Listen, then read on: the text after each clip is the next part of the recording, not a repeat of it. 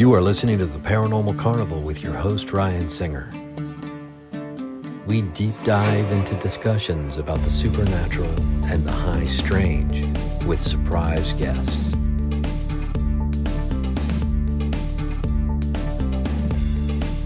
Anything can happen underneath the supernatural Big Tent. I've been pretty fascinated in the last, 48 hours anyway, with altered states, inspiration, unexpected surprises, something just coming from nowhere, right? And because I think all of these things are connected through consciousness. And, like you said, we were talking about something else before we started kind of recording officially, that everything is kind of maybe a lesson, or everything can kind of pop out. I've got Mala Luna, I've got Kim here, we've got Mario here. And we have no idea who else is going to pop in throughout the course of while we're doing this. But so something I was curious about with everybody, and I can share my little story first to give, because I know it's not an easy thing to just immediately have a memory of necessarily, but an unexpected inspiration that led to a piece of art or a creation of something, or an altered state inspiration that was unexpected, or an unexpected altered state even. So any of the things we could be talking about could be like, I was doing something and all of a sudden I had an unexpected altered state of consciousness that occurred. That I didn't plan for, outside of like getting dosed by somebody, which we don't want to talk about that. I mean, that's not an entertainment story, but so anything like that. Like, I'll start with an unexpected inspiration thing that led to a creation of something that I wasn't expecting. And I'll probably drop in the track here after I tell the story, just for people listening so they can hear it. But there was one time, there's a French restaurant in East Los Angeles where a good friend of mine who's a comedian used to run a Sunday night show. It was called Tex Restaurant. And the show was hit or miss. Like, it would either be really good or it'd be really like brutal, because people would be in there and they'd be hammered, not paying attention, right? And the back of the stage had like a fireplace that sometimes was going, sometimes wasn't. And on this particular Sunday, the crowd was a kind of a brutal crowd. And so I'm waiting in the wings, ready to go up for my set. And it's one of those times where you're just you're not excited to get up there, right? Because you're like, okay, now it's my turn. Now it's my turn to, run the gauntlet of these people that aren't paying attention and are hammered, right? And so I got up there, and without realizing, I just started riffing on the fireplace and how fire. And I said the sentence like, "Oh, fire! We got this fire going. That's the only thing that's hot in this whole room," or something. I said something like that, and I go, "Fire probably has to be the number one top 6 invention of all time." And that got a little bit of a laugh from some comedians in the back, so I realized there might be something funny there. So I go, "Yeah, it's one of my number one." Or it's one of my top number one inventions of all. It's in the top 6 of number one inventions of all time, is what I said. So I had like a top 6 list of number one inventions, as opposed to I instead of saying a top 6 list of inventions, I think I accidentally or whatever just said, "Oh, it's on the top 6 of number one inventions of all time." And I started riffing on what fire was and why it was number one, or it was in the top 6 of the number one inventions of all time. And then I just started kind of making up what the other 5 number one inventions of all time were. And that evolved into a bit that, like a chunk of comedy that I ended up using, and I would end up closing my shows with it for the next couple of years, once I refined just that unexpected piece of comedy inspiration that came from that simple fire in the fireplace at an awful show night, right? On just a bar show in Los Angeles. So like for me, I'll probably drop that in here real quick, and so people can hear the finished product of what I'm talking about. And then so I'll just do that now. I'm glad you could see me here tonight. You could see me because your eyeballs work ostensibly and these lights are shining down on me. I'm glad you can hear me. You can hear me because I guess your ears work. And also I'm talking into this here microphone. But if you can't see or hear me, I got some questions for you. Like, how did you feel the show? I can dig that shit. Like the vibrations of the comedy. Did you pick it up? Like the multiverse. I think about that all the time. I don't know. I'm down that rabbit hole. Like the multiverse is a theory that there's an unlimited number of parallel universes happening simultaneously with our own. Oh, shit. Yeah, I love that. That means right now, in one of those parallel universes, this exact same show's happening, except everybody in the crowd is an octopus. You should hear them clap. It sounds wet like a lizard looks. Let's get back to the joke. But you can see me because of the lights, you can hear me because of the microphone, and also hear me because stupid ideas, dumb thoughts travel through the inside of my dumb head, out through my stupid mouth. Then they travel through space and through time. And to the top of this microphone, I could even whisper, and you still kind of hear what I'm saying. Each sound, each syllable goes into the top of the microphone through the body, down through this cord, not skipping its place in line, keeping the proper order, the way I thought them, or thought I thought them. Then it goes into this weird box in the wall, and then the words come out through these speakers hanging from the ceiling, like, how the fuck does that happen? Is it black magic? No. It's the number 2, sometimes 3, top 6, number 1 invention of all time. The number 2, sometimes 3, top 6, number 1 invention of all time, which is electricity. Ooh, electricity is so important. Experts theorize if we lost electricity on the planet, all of civilization would collapse within 2 weeks. I think they're overestimating how long it would take. Have you ever been in a hotel and the fire alarm goes off twice in the middle of the night? Like, you're ready to eat a baby. Like, God damn it, the noise, the darkness, honey mustard, a child, I must survive. Take your shoes off, rub your socks on the carpet, touch a friend, there's a spark, static electricity, right? We all have enough electricity in one of our brains to light up Manhattan for 7 days in a row. I think I heard that in a TED Talk, so I'm not sure if it's true. Electricity brought to life Frankenstein's monster. Think about how beautiful that is. Well, Ryan, that's a book. No, I believe.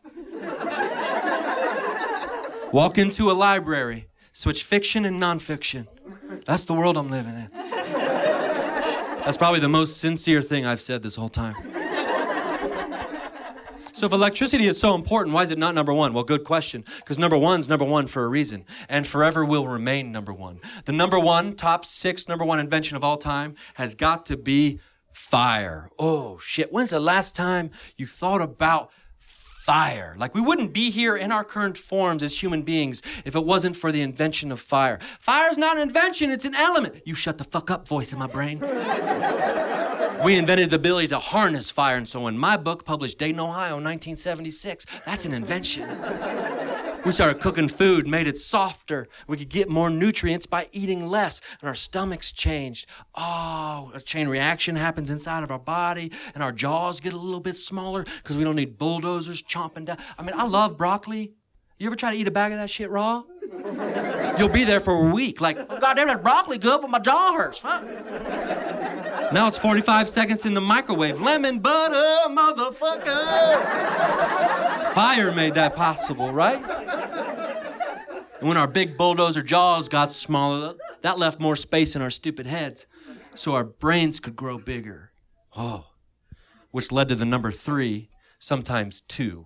Top 6, number 1 invention of all time, which has got to be language, complex thoughts, stand-up comedy. Sometimes more complex than others. But think about that. Think about the alphabet or ideas. We didn't always have language to communicate with each other. We have invented symbols and signs to convey the most deep emotions and fears and sensations that we experience as animals to one another. Oh my God, it's so amazing. Concepts like justice are an invention. Yet when something's unfair, we feel it in our bones. Oh, love. Ah, oh, what a beautiful word.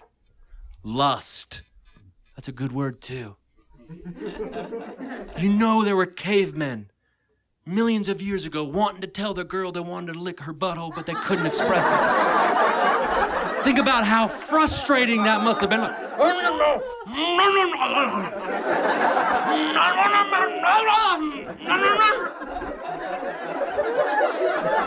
But now we can say it.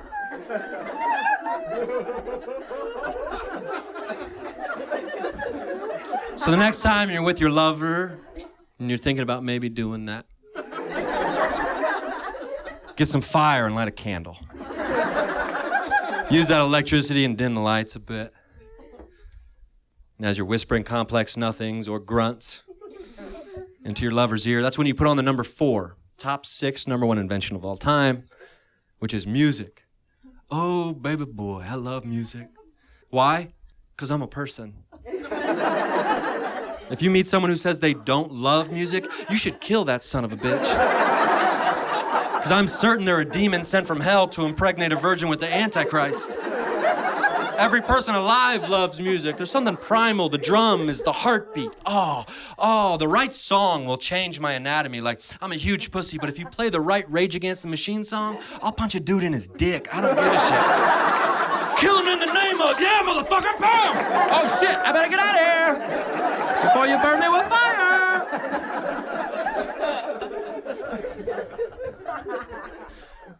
The number 5, top 6, number 1 invention of all time. You couldn't have an all-time list without this invention, thus it's on the list. That would be the construct of time. Time is ever present everywhere, as Van Morrison may have said. I love thinking about time. Like, people say, careful, the computer robot machines, they're getting too smart. No, we've already invented something that controls us, and that's time. Like, this watch is a prison bracelet. How much time left on stage? How much time left in my life to live? How much time left in my balls to make a baby? How old are you? Can I have sex with you? And if I do, how much time will I spend in jail? Time is bullshit, dude. Like, when was time invented? Because before time was invented, there was no such thing as time. What does that even mean? I don't know. But I think about it all the time. The number 6, top 6, number 1 invention of all time. This one changes a lot for me. Sometimes it's the domestication of plants and animals. That's a big one. I mean, without that, we wouldn't have a labradoodle. I just love saying the word labradoodle. When you say it, it's like a miniature labradoodle puppy is coming out of your mouth and giving your face a lick. Like, labradoodle, oh, labradoodle, lick. And you get in this, oh, labradoodle, stop it, labradoodle, stop it. It's like you get stuck in this weird labradoodle lick loop. Like, labradoodle, lick, oh, labradoodle, lick. Oh. It's a labradoodle lick loop. But it's not labradoodles tonight. Tonight, the number 6, top 6, number 1 invention of all time has got to be dildos.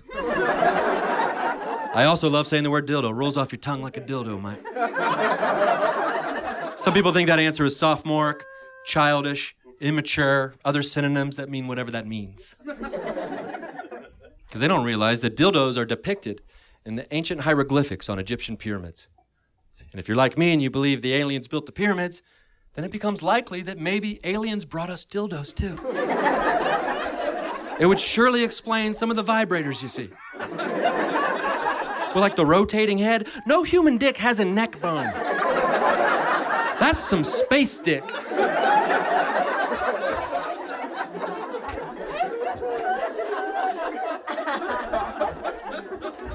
Some men don't like dildos as number 6 because they think it's an answer that favors the women. They think it's a one-sided answer. And no, if you think about it, dildos can also be two-sided.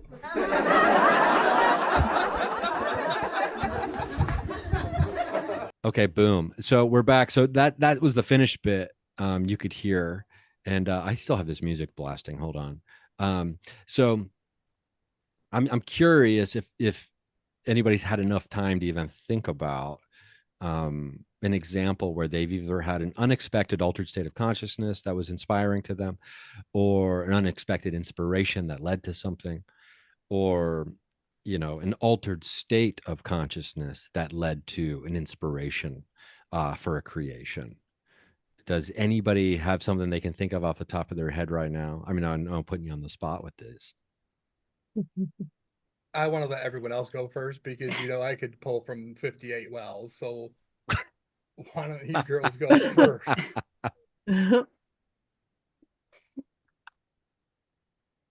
What do you think, Mad? What do you think, Kim?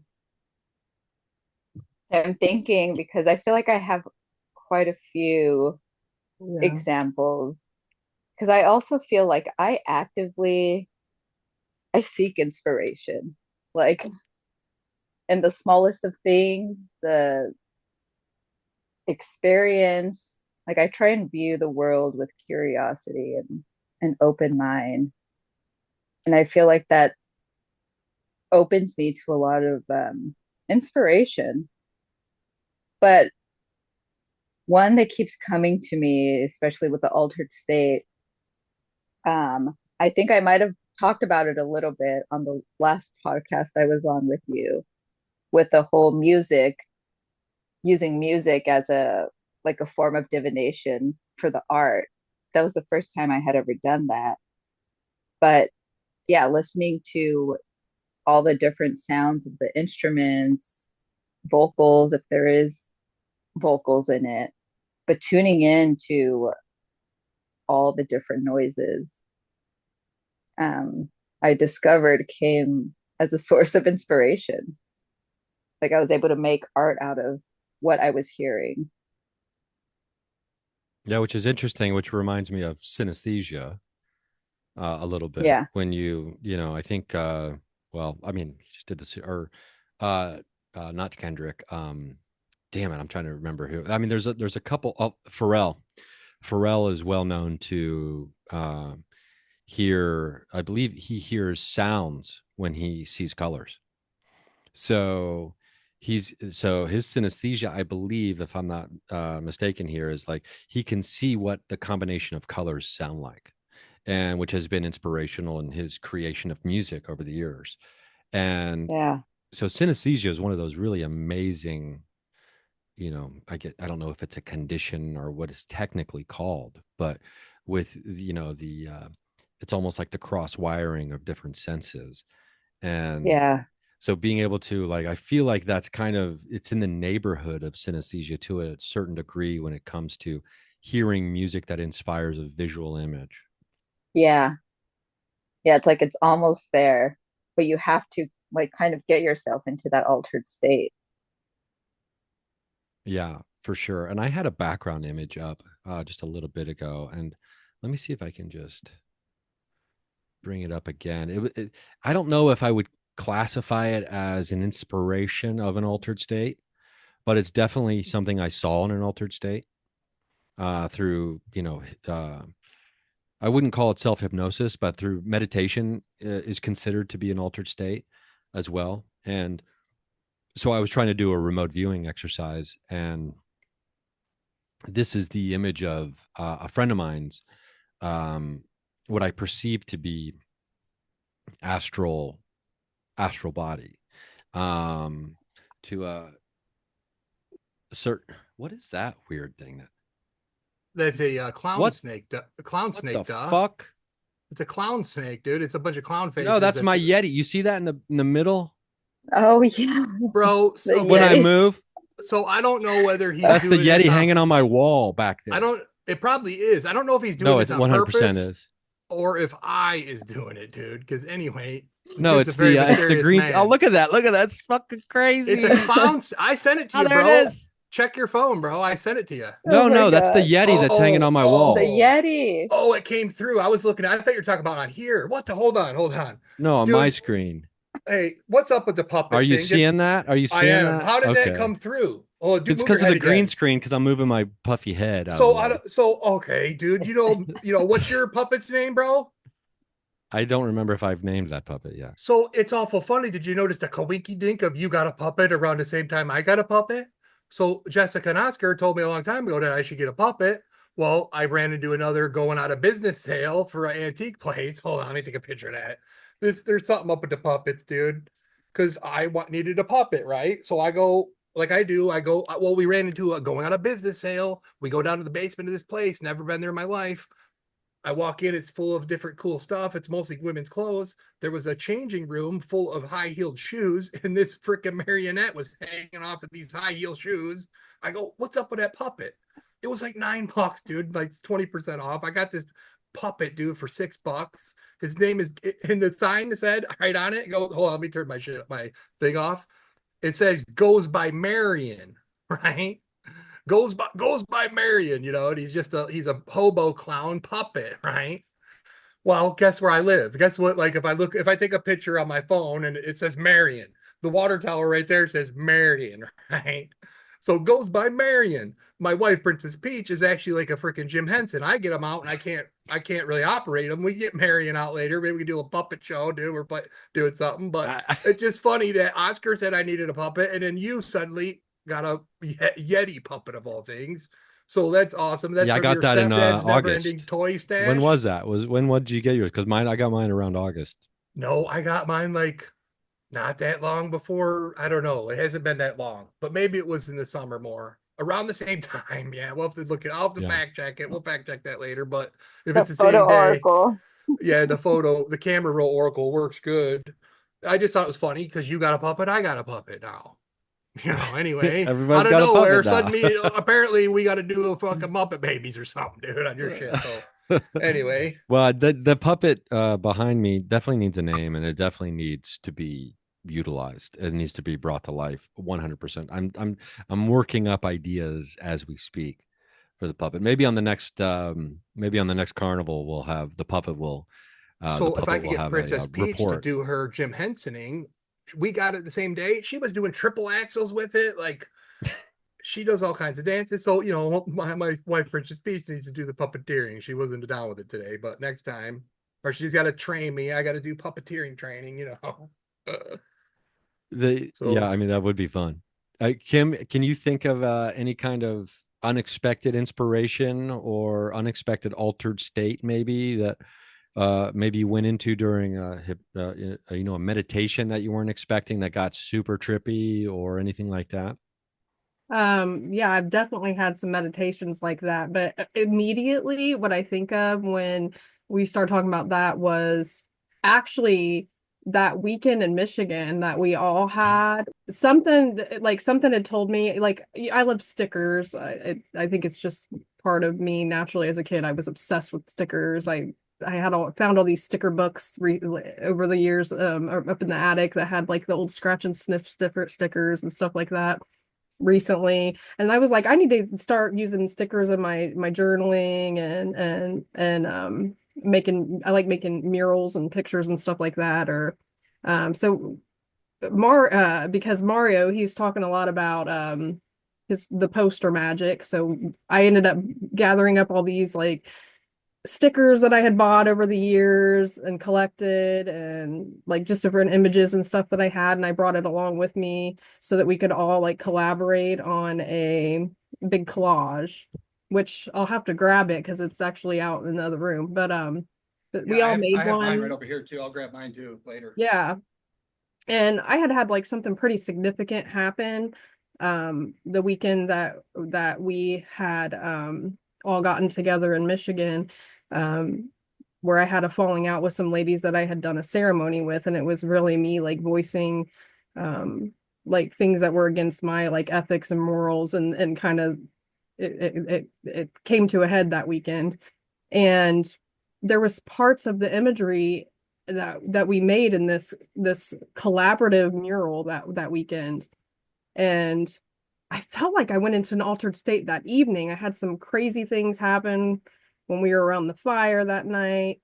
The next day we had some really magical things happen where, synchronicities coming up. We all went and walked on the beach, and we were finding like everything that we had put in this mural.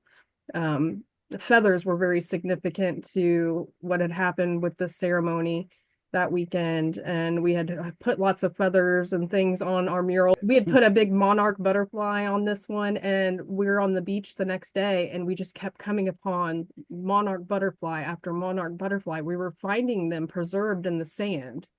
We were finding feathers everywhere. And hagstones too, right? Yeah, the hagstones. That entire weekend was kind of an altered state, I thought. I don't know. It was interesting. And I've had many times like that since, but yeah, did we, God, and my memory's blowing me out right now. Did we talk about what happened with you and I at the bonfire on this? I don't think we have. I don't think so. No. Kim has never been on your show yet. Yeah, No. Which doesn't seem real. So we got to introduce Kim to me in Paranormal Universe, because Simon's been on, but Kim has not. Yeah. Yeah. Well, that doesn't seem real to me, but it is in fact real. So I'm trying to remember now how it it's all melted into one big like stew. How did we first become friends? Um, I had been getting your podcast sent to me from Nikki, my friend from high school. Like my since yeah, I'd been getting for several years. She had sent me things on your podcast, and I just am bad about like people sending me stuff, and I'm just like, I'll get back to it, and I just never did, you know. And it happened to be Chris or you had a recent episode with Mario, and he was talking about the cat parade and all these cat things, and Nikki had listened to it, and she sent me that final episode like, you really need to listen to this guy because this is reminding me so much of you. You don't understand. And I still didn't listen to it, but that week I get a call from a friend of mine who owns a crystal shop that I had recently started doing some things with, and she called to say, I'm going to be on a podcast tomorrow with Ryan Singer. And I'm like, who? And yeah, so that's how Yeah, it it's the happened. Nikki connection. And The Nikki. yeah, I can't believe I forgot the Nikki because the Nikki connection hooked up the pod or the The eggnog eggnog, hookup and I and went to get everything. it at Dorothy Lane Market. Yeah, I mean the all-time greatest, best, my first big eggnog breakthrough at Dorothy Lane Market when I was a bag boy there, like 14 years old, working Yep. there, and saw eggnog in July, and it blew my mind. And that's when I realized, oh my God, there are no rules to this world. You can have eggnog in the summer. You can then anything else is possible.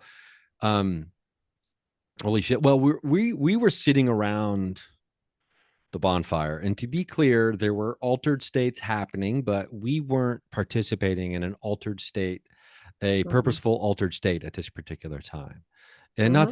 not that it would discount the experience, even if we were, by the way, in my opinion. But and because the thing about this experience was this was me being on the other side of the coin, in a pretty profound experience that I had years earlier. And do you remember the story? Do you want to tell it?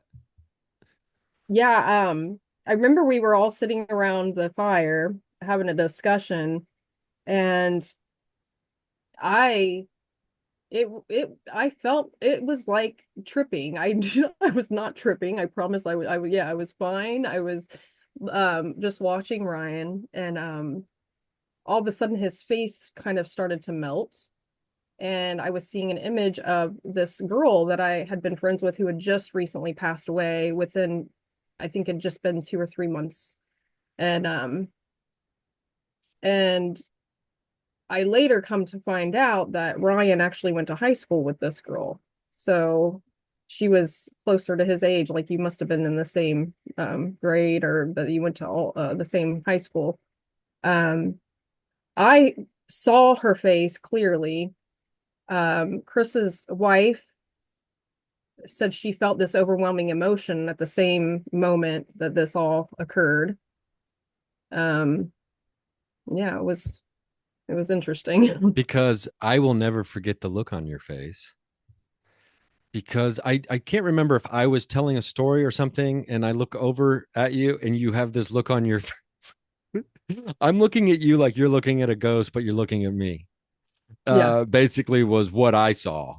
yeah. And I've only had that experience maybe one other time where I'm talking to someone and they saw something behind me, and I knew whatever I was telling in the story at the time was not warranting the face they were making, and in fact they had seen some kind of phenomena behind me.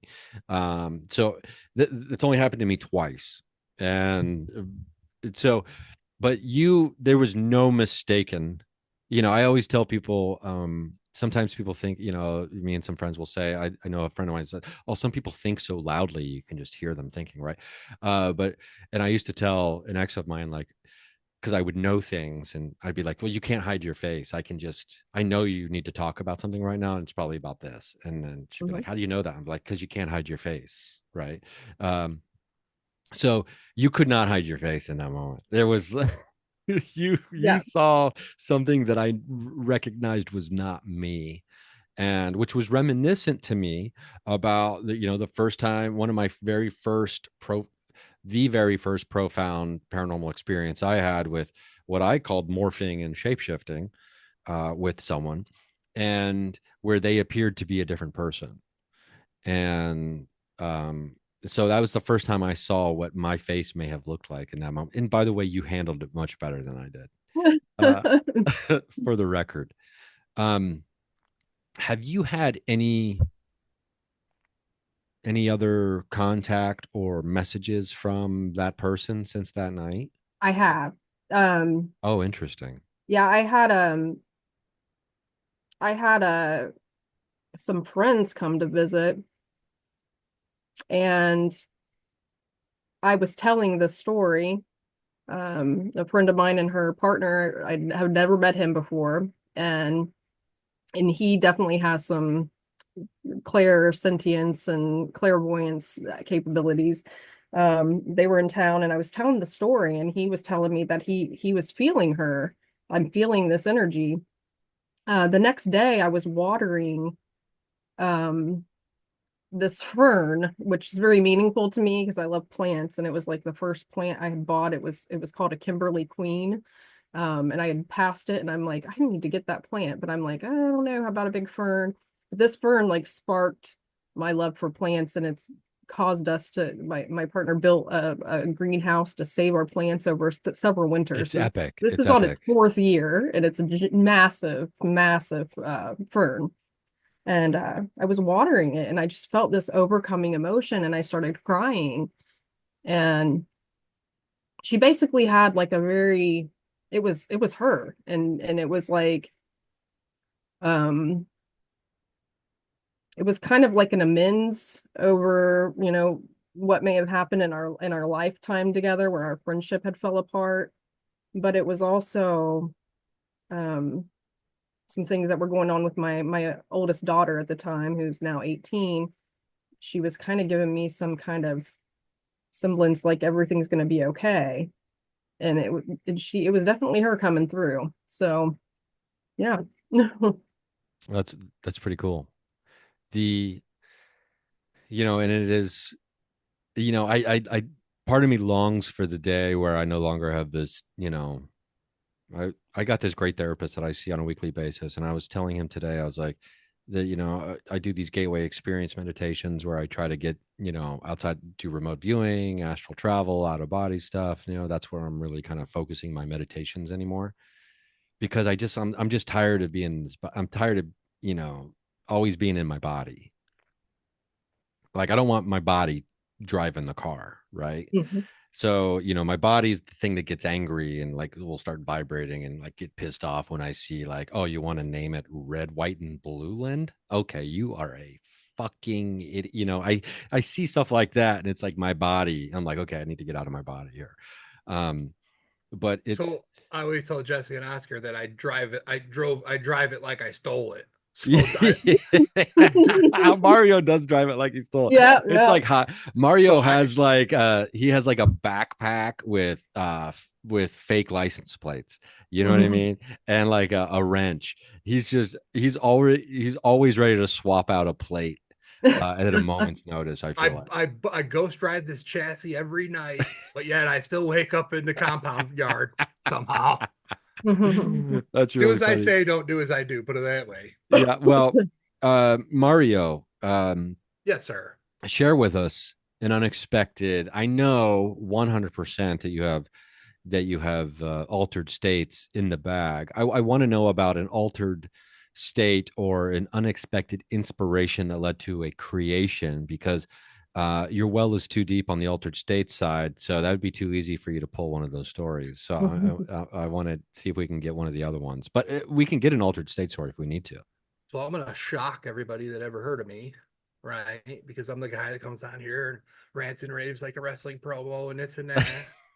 Talks about weird stories and all this, but I'm gonna tell you about an inspiration that occurred between me and Mala. And I think we've kind of really invented something, in my opinion, that's kind of something cool and different. And the inspiration of that, the wellspring of the inspiration of me and Madeline's work together is just incredible. But I'll tell you what happened is Madeline and I were on a Zoom one night. It was the night after Madeline, Jessica, and Oscar and Ryan were on a Zoom. We had a panel discussion. It was a beautiful night. It was a long night. You know, that could be like 4 different podcasts, you know, depending. It was just a great night. Then the next day, I think it was just me and you, Madeline. Me and Madeline were on a Zoom. We were talking, and she's like, you know, I want to get off and draw. I go 1, 2, 3, like I invented it. Well, you know, we shared the screens with music or videos. I go share the screen with your iPad and your Procreate. Is that right? Yeah. So she put up her. I was on my phone at that time. Actually, I was on my phone. I had her share her screen of her iPad. I turned on music, and she started drawing. And she goes into it, you know, so before she goes into this digital drawing, at least the way we've been doing it on this Mario Art or Mario Paint, it was a Super Nintendo game. That's the only reason I've called it that. First of all, I'm not Mario, but everyone else is a Mario. Everyone's a player one. Everyone's a travel agent, right? So if you talk to me, I'm going to get you into my travel agency. You know, you're going to be a player one and all that shit.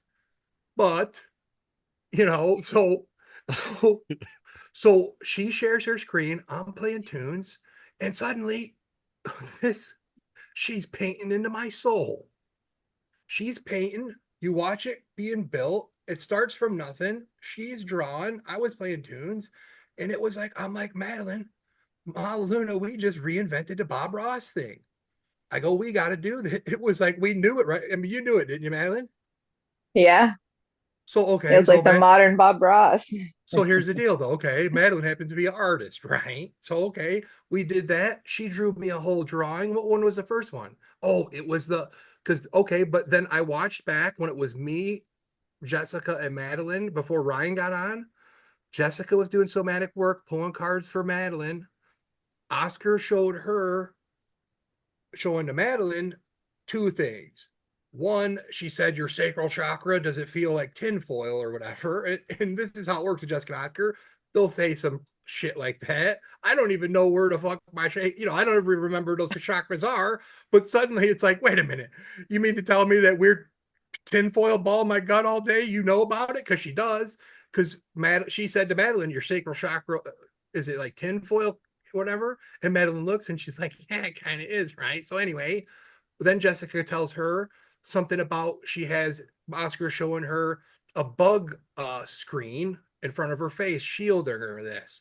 But then Oscar turned it from a bug screen into a different screen as a tool and blah, blah, blah. So in hindsight, Jessica and Oscar were telling her to use her screen as a tool instead of using it as a protection, to use it as a tool. And she said all this to us the night before. The next night, we don't remember that part. You know what I mean? Like, we don't remember those words. And, you know, I'm happen to be, you know, the world's foremost expert on interpreting that shit, right? In my opinion, based on I've been working with it a long time.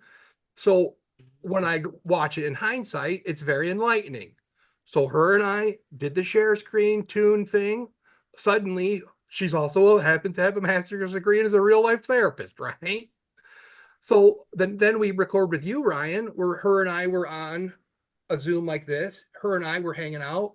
You were at the Dresden, you know, rubbing elbows and stuff. You were late. It happened to be cool. I was cutting promos on you. Her and I were eating tunes. She was eating peanuts. It was a great time. It was a great I appreciate time. you dropping me at the Dresden, though. So people can know that I've been to the Dresden one time. You rolled in 2 hours late, but you had cool Hollywood stories. It was cool because her and I were jamming tunes, cutting promos on you. You showed up.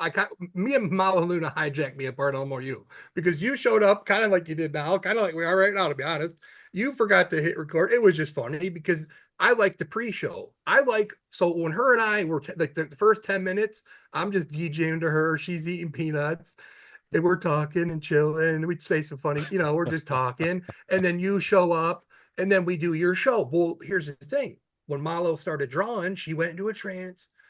Her boyfriend sent her a playlist that happened to be one of my favorite songs that I have a video of, which we'll get into that another time. But Mala goes into her trance and she starts drawing his drawing. Ryan shows up. We start to do the podcast. We turn off the music off, but it clicked into my mind that Mala is not a crazy motor mouth like me. She's quiet. She's very demure, right? So I said, Mala, keep drawing. I go, you can draw while we talk. And I said, I'm a voice coach because I talk so much, dude. If you want to get it word and edgewise, you better fucking pipe up, right? Well, I had her, she drew that. So I wish we would post that video, Ryan, because the whole time we're recording that podcast, Mala is drawing a drawing, which leads to a lot of different things. But in my opinion, when Mala's drawing, the converse, she did such good. It was her first podcast. I just think the act of her drawing and talking, she can talk fine without it. But at that moment, her first time ever being on there was something to it. And then the whole process of, I go, whether we're talking or not, I would like to have Mala to be drawing. So we've been so inspired by that. We got Jessica on. We've had a lot of people on. We have people that we don't even know that are really cool, like wanting to get on it, asking people. It's kind of a thing, and it's kind of like an art therapy thing. Like we kind of just hang out, I play dig that. tunes and do art. And Maybe we'll do a cards. version of that here. I would love to do that. I think I could get away with playing some of this meditation music that I had on earlier. I think I could probably get away with that. So I have a bunch of original digital Sam music that. Oh, you do? Sure. Okay, then we could do that. So Mario's Magic Suitcase. Let's cut a promo on Sam, and maybe he'll pop in. He said he was going to be home in an hour. He's going to be popping in. Okay, he said he would. So let's PR some Sam music, and so Mala, I have a feeling he'll pop in right after. He'll pop in while we're playing it. He's going to pop in at a weird moment. It'll all make sense. Hey, Mala. Yeah. Because unfortunately, Mala is going to share her screen because you want to draw, or do you just want to play? We want to draw. But before we do that, yeah, whenever you're ready. Not this second. Yeah. But well, it is interesting how all these things are connected and cool. And and Mario, you and I have been talking for, I don't know, 2 years. I mean, I think it was a year and a half ago. I was showing you the Paranormal Carnival idea artwork that I'd come up with and things like that. So Mario has kind of really been cutting promos on me to get the Paranormal Carnival, running and going.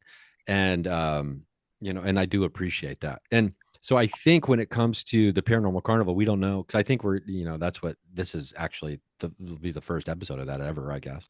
But we just don't know. It's like a carnival. You never know what you're going to get. But I definitely want to do that, the art therapy, because I believe, if I'm not speaking out of school here, that's going to be its own thing on its own. So I'm saying, right? So that like, let's call it Mario art. Just take the C off the cart. So Sam thought of that one. I can't believe I didn't think of that. I just assumed that's why you were calling it that. Mario art. Well, it is. You just take the C off, but nobody thought about it until Sam the Magician did, right? I would say Mario Paint because I had the Super Nintendo game where you actually paint. Oh, yeah. But I will say that this is one aspect of the art therapy, this music, art, or show and tell, or, literally I'm playing Play-Doh over here. I'm a Play-Doh artist, okay? You could do whatever. I literally color mandalas. So I happen to have a lot of Marilyn's, so me and Marilyn. So this was actually colored by Marilyn, who passed away in 1994, who have all their books and manuscripts. And, sometimes I'll just grab a manuscript and do a manuscript bibliomancy, unpublished, mystics book bibliomancy stuff. We haven't done that one yet, but maybe we'll later. But this whole Mario art thing, I would call it.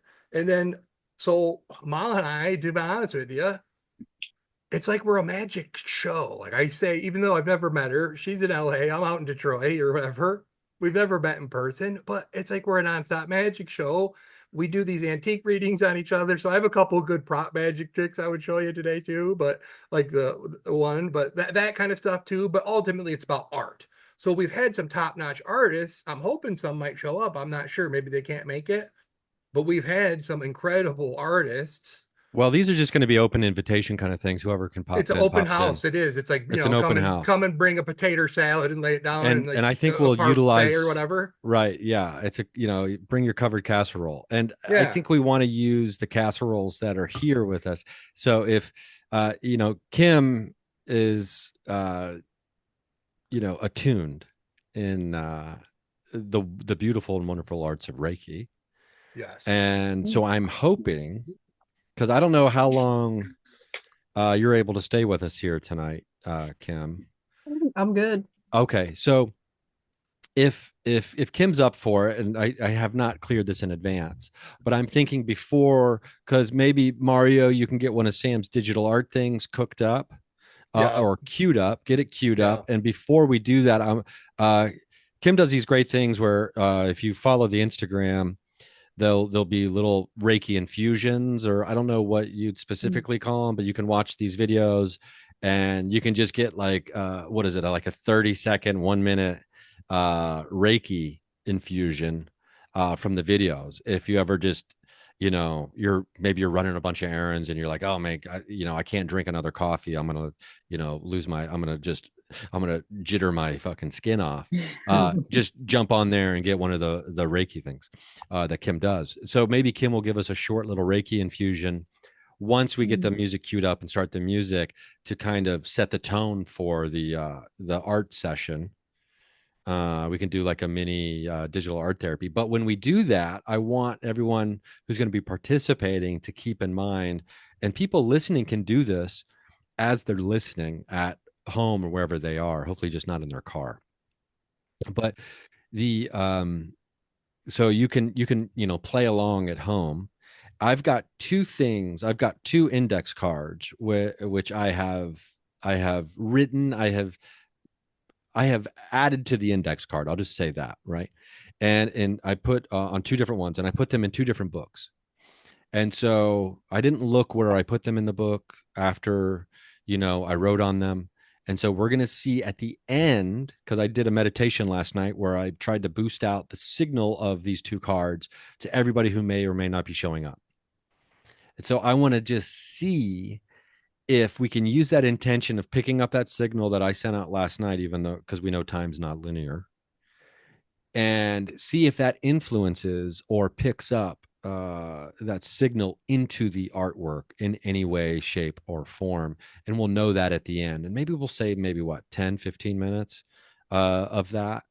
And then I'll pull the cards out at the end, and then I'll do a little bibliomancy of where they were, and then show you what the cards are, and then we'll see how they tie in. So they're cards. We don't know what kind of cards. You have no idea what's on these cards. So I'm the only person who does. I'm gonna try my own method for it, which is different than these girls. Let's say I'm gonna use unconventional methods. I'm gonna use a physical item. You do whatever Mario does, which right. I'm just. I would never dare to define.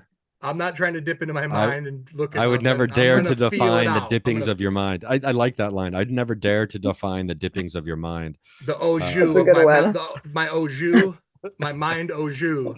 Yeah, your mind au jus. Speaking of au jus, Madeline and I had maybe some of the best French dip sandwiches. I accidentally did that. I didn't mean to do that, by the way, but the legendary that was Kohl's a Freudian slip, I guess. in downtown Los Angeles. Wow, can't believe I've never had that before. That sandwich. I've never been into Kohl's. What a cool spot. And those tater tots, they had these garlic, right? It was garlic. Oh yeah, garlic tater tots. Oh my. I mean, I've been thinking about them still. We got Marissa. Yeah. The bartender said I'm a slut for these tots. And I think that is hello. Hey, Marissa's here. Marisa LaGuardia, Agent LaGuardia. Yay. Marissa, welcome.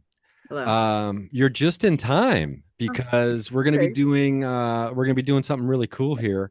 How was did you see our buddy Karen Rontowski where you just were? Dana Willie's class. Dana Willie's. Yes. Okay. Mm-hmm. Dana Willie's. Yeah. So thanks for joining on. So you're fresh off just getting boosted, huh?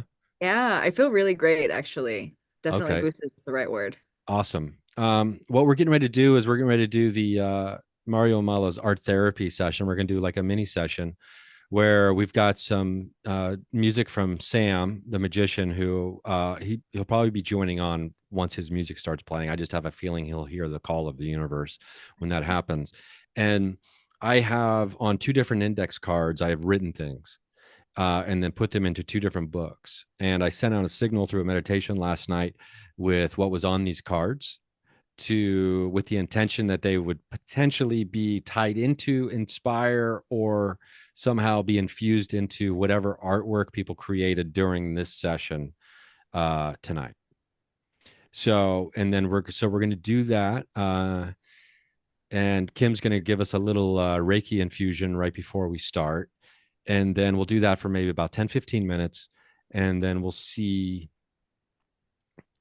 just at the end of that, I'll pull the cards out and maybe with a little bibliomancy, and then we'll see what's on the cards and see where they were placed into the books. Cause I didn't really pick on purpose anywhere in these books either. So we'll just kind of see what happens. By the way, Ryan, guess what? Guess who you queued up instantly when you got done saying the thing about Sam the Magician? Cue Sam the Magician, by the way. I knew as soon as we were going to play his music, he'd show up. So he absolutely is vital that he does magic tonight. It's absolutely vital that Sam Magician does magician on this show, apparently. The reason is actually all the magic is put up right now, and my place looks like a bomb went off in here, no joke. You will... I'm like, dude, come on. So, okay, Sam the Magician has vital critical magic that's set up. Okay, so breaking news, vital critical magic from Sam the Magician will be an incoming stitch after the art session, potentially, right? He's an artist too. Yeah, so and I've still yet to meet Sam the Magician, so I'm looking forward to this as well. Friends, I just got some breaking news to add as well. I'm here on the phone with Karen Rontowski, and she's interested in joining. Oh, let's get Karen that hot link. Oh, that's okay. We have Katie Cutt. Katie is coming on. I'm very excited about this. We have, so Jessica and Oscar are such angels to me that Katie, where's she at? She's coming, dude. She's coming. I let her in. Oh, hi. Sorry. Oh, what up, dude? Hey, let me figure out how to use this. Okay, you're good. I'm so happy you're here. I got a big magic trick for her, dude. Katie, do you want to? Hi, I'm Ryan, by the way. Thanks for jumping on. Just so you know, the recording is going to be the debut episode of a new show called the Paranormal Carnival. Is what we're kind of doing here. I mean, so I'm not exactly sure. Do you want to plug your website real quick so people can go see this artwork that Mario was just referencing? Please, yeah, it's pyramidsandrainbows.com. Okay, cool. Pyramidsandrainbows.com. Well, yeah. I mean, so okay, I watched back, and it's me and Kimberly talking before Katie got on. Before, you know what I mean? It kind of ends up being an open house. Guess what Kim said she was talking about? It's on the video. You remember you said you got dizzy and you were seeing rainbows and pyramids? Oh, what? Oh, funny. Kimberly, please, do you know what I'm talking about? Oh, I was having lights on the side of my eyes, and it was like a rainbow prism, and I thought I was getting a migraine, and I ended up taking some Excedrin, and I'm like, I've never seen visions, but I had told him, and he was like, that's meaningful. Yeah. That's bonkers. But this is like, more than 24 hours after the fact, after I'm responding to her thank you. I don't know if she works at Dairy Queen or what she is. Apparently she's a Picasso in my favorite city. Her artwork is like amazing. It's very on kind of topic with a lot of the stuff me and Molly got going on and some of the books I randomly found recently and all this stuff, right? So honestly, a lot of that work is made while listening to Ryan's podcast. What? Wait, what? Honest. Oh, I don't know anything about you, Katie. Can you tell us a little bit about yourself? I'm a big fan of her art. She just happens to be she's just my friend that I do art with on my speakeasy, but I don't really know anything about her yet. So I started listening to Ryan Singer, I think in 2000. Let's see. You were interviewed on the Psychic Teachers podcast. Oh my God, Deb and Samantha. Yeah, that's how I found you too, Ryan. Oh, Sorry really? Oh, that's so cool. I love them so much. Yeah, that was like one of my gateways to spirituality was them. Me too. They are so incredible. I mean, I'm like overcome with a sudden emotion right now thinking about them. They're just the best. They're the absolute best. Well, that's really cool. Yeah. And so I started listening to you whenever that was, I think maybe 2017 or something. Holy and shit. Since then, I work with Sarah Goff a lot and Jessica a lot. Like they're like my main people I go to for help, honestly. Oh, wow. That's really cool to hear. And, oh God, Sarah. And I mean, yeah, oof. I was actually going through something the other day, and like this, like I'd written this like book like 5 years ago, and then there was a section about Sarah that I'd forgotten about my soul contract, where she just laid out my soul contract to me the Mm. first time I met her, and it really slapped me in the face because I forgot a detail about it. Oh. I was supposed to build a bridge between the believable and the unbelievable.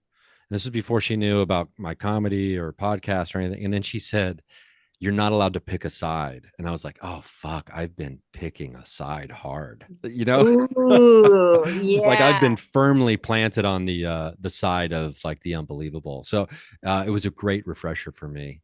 Marissa, so you're also a a psychic teacher listener. Yes, I was. I don't connect with them as much anymore, but they were absolutely pivotal in introducing me to metaphysical and spirituality and all those facets. And so I like, especially, I mean, at the studio, I would just blow through podcasts. So I really did a number. Like I Yeah, spent some and time. tell everybody your website as well. Oh, sure. I have two different websites at the moment. I have my functional pottery business, LaGuardia Clayworks.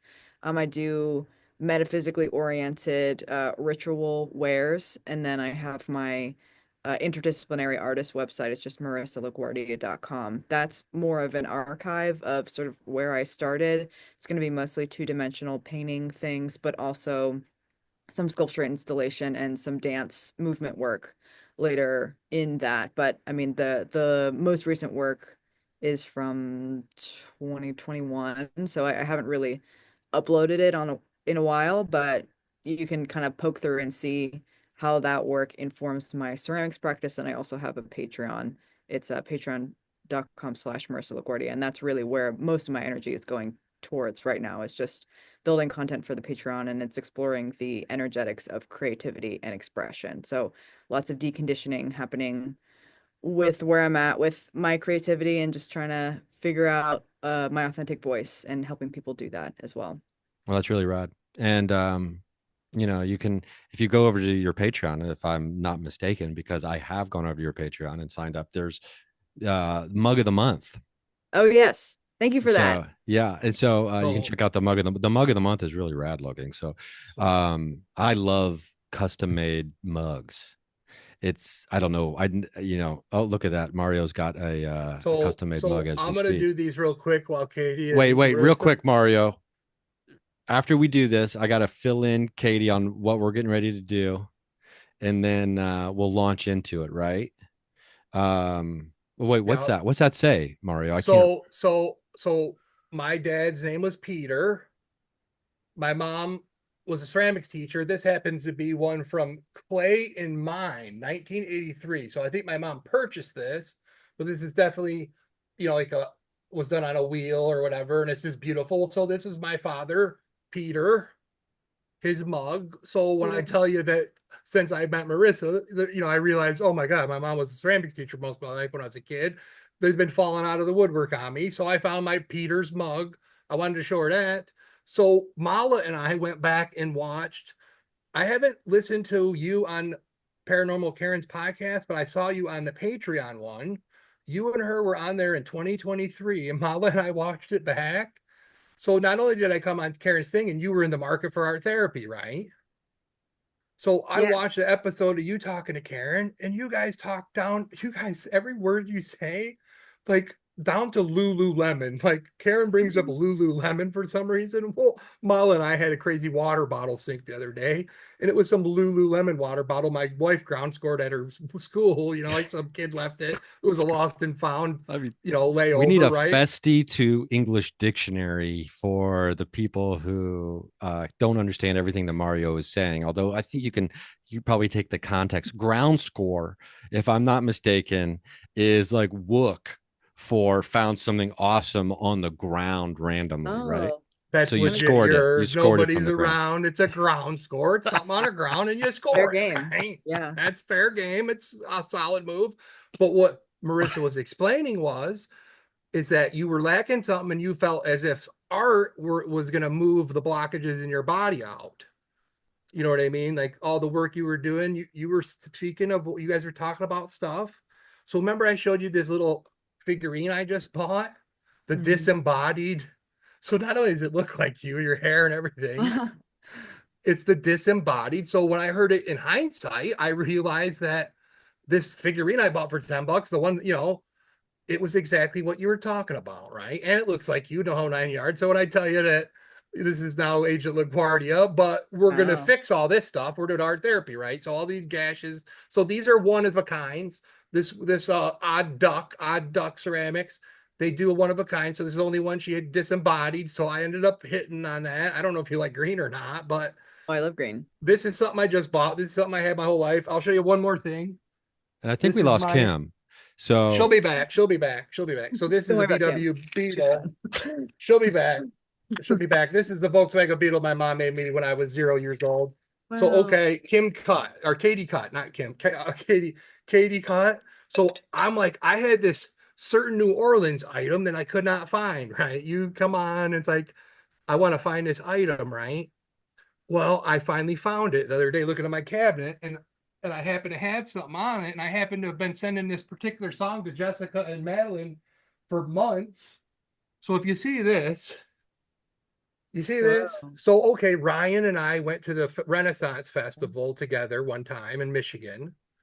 My wife, Princess Peach, and I went back another time, and I, wanted to get one of these wax hands because it's kind of like it's kind of like an analog version of my casual hand of friendship up there. You see that thing glowing? I'll get it out in a minute. Yeah. That's my casual hand of friendship, which is it's basically a 3D printed LED digital wax hand, right? So I realized that not only was my modern rave hand an ancient fucking relic of the past that people have been doing forever, but I wanted to get a wax hand. And remember, Ryan, when we were there, dude, my dream of a lifetime right here. Karen just came on. It's coming on. Hey, Karen. I'll finish this bit. We'll say hi after we side here, or you can introduce Karen. We've got Karen Rontowski. I should alert Karen Rontowski, the one, the only, that Karen, this is being recorded. Are you going to be okay with that? Yeah, this is what I'm going to look like tonight. I love that you're repping the Paranormal Karen hat. Why don't I have one of those? It's the only hat I own right now. I left my other one at home. I got to get one of those Paranormal Karen hats. Yeah, I want one too. I love hats. Karen Rontowski of Paranormal Karen, of psychic, of psychic stand-up, is now jumped in. We've got, Mario's finishing up a story about his the wax hand.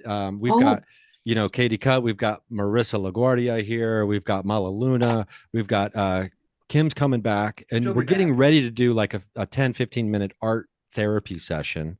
So Mario, you want to finish up that the hand real thing? Quick. Katie Cut is an amazing artist. Jessica was the angel. Katie came to our art therapy, and after the fact, she emailed me to thank me, and I looked at her website, and I was aghast.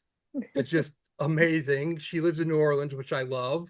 So I told her some New Orleans story, because if I move my head, there's a New Orleans poster right there. So I always do that trick. I get everybody with that one somehow. But I had this certain item I was looking for, and I couldn't find it because I got a lot of crap around here. But the crap works in its mysterious ways.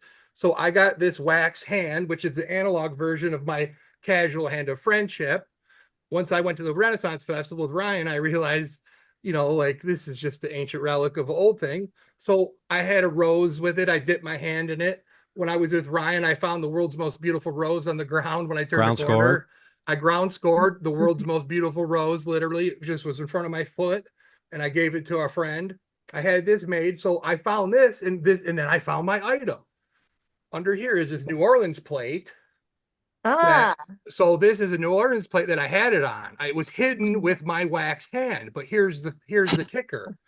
There's a song that I've been singing, and I've been hyping to people, and it's called Polka Dot Rose. So I'm going to call this the Polka Dot Rose trick. It's a Oysterhead song, which is Les Claypool from Primus, Trey Anastasio from Fish, and Stuart Copeland from The Police. Oysterhead, Polka Dot Rose, right? 1 second. So I've been putting that on my playlists that I've been sending to people. and I'll just do a little ditty of it. Because this kind of is this cool polka dot rose, right? All right, this is Chili, by the way. This is my co-host. So this is Chili. Chili, say hi to everyone. He loves podcasting, loves tarot, he loves bibliomancy, he loves stirring up trouble, right? He loves online gambling. And okay, so what's the oyster polka dot rose thing? So he always likes to paint with his sunglasses on because acrylics tend to burn in his eyes, and nothing brought him closer to the canvas than the warmth of Eleanor's thighs. He never had much of a devious nature, but he hardly was a modern day saint. If you asked a little boy what he'd be when he grew up, said, I'd rather be a fireman than paint. Keep on painting. She always liked to dance with no shoes on because the gravel felt good on her toes. And Mr. Merriweather left his wife and his kids in search of a polka dot rose. They never thought much of this mongrel-esque stature or the scent that could make a buzzard faint. If you asked a little boy what he'd be when he grew up, he'd say, keep on painting, keep on painting. So it's about a painter, dude. It goes on and on. The whole song basically is keep on painting. So when I tell you that Katie Cut is my polka dot rose, that's the end of the story. Okay, well, thank you. It all ties together. It all ties together. I don't know. It just works that way. Yeah. So, Mario, get Digital Sam's, or we've got Digital Sam's music queued up because I want to get into that now. Well, and I also encourage everyone else to try and get into a trance, a meditation, whatever it is you want to call it. So essentially what I do once I start playing the music, I close my eyes and just meditate and focus on the music. Try and tune in to every little aspect of sound that you can hear. Based off that, I start drawing visual. Do we draw too? I just brought my knitting. Yeah, you can knit whatever it is you want to do. Whatever you want to do. Yeah, you don't have to. Like live chill out jam, dude. It's bibliomancy of music. They're all good. Just see how long it is. Just kick it. Oh, this one's kick this. Kick it. Okay, everybody chill out. I'll shut my big yapper. I'm sorry, but this is cool. I have one more question. Should we face the camera to what we're creating? Thank you, Marisa. Yes. I would like to see the art and the people, but ultimately it is about the art and the progression of the art. So whether it's Play-Doh or whether it's pick up sticks with your butt. Yeah, I mean, if it's possible, I know on my laptop that would be pretty difficult for me to do. Okay, if you can't do it, then just without closing my laptop. I would like to we'll do periodic. If you can make it happen, I would say go for it. It's just preferred if we can, but if not, maybe give a cameo of the art periodically. So, because it is a performative, ultimately once we all get dialed in to where we want to, it's about the performance of the art. Sorry, let me ask one question. So it's you listen to the music, you kind of close your eyes and you get visuals and you draw the visuals. Is that the idea? Yeah, that's kind of what I do. You don't have to do that. That's my method. And her drawings predict things. Yeah. Her drawings predict things. I think one of her drawings happened to predict Katie Cut. Because when she got done drawing Jessica, the first time Jessica and Madeline met, Madeline started a painting, and at the end of it, I said it looks like king cake. It looked like king cake. Pull it up. It's already up. So I've had a prophecy about New Orleans people. Look at that. So that's king cake, dude. I'm a fat guy. I know king cake when I see one. I don't know what king cake is. It's that, dude. What? Bro. A little baby cake with the baby in it. I didn't know what it was till I moved here, but it's for New Orleans. It's a traditional cake that they have during Mardi Gras. Oh, okay. It's those colors like on my parasol that my mom delivered not that long ago, like, right? Oh, I got a parasol that's all those colors up on top of my magic suitcase there. Okay, so as soon as the music starts, we'll have Kim do her Reiki She'll blast. Be back. She said she'll be back. She is back. She's back. Oh, she's here, baby. Yeah. Okay. I'm here. I'll do some Reiki. I just have some crystals. I might read some affirmations and things that I had written down that I thought might be good. Okay. Cool. Yeah. That sounds right. Okay.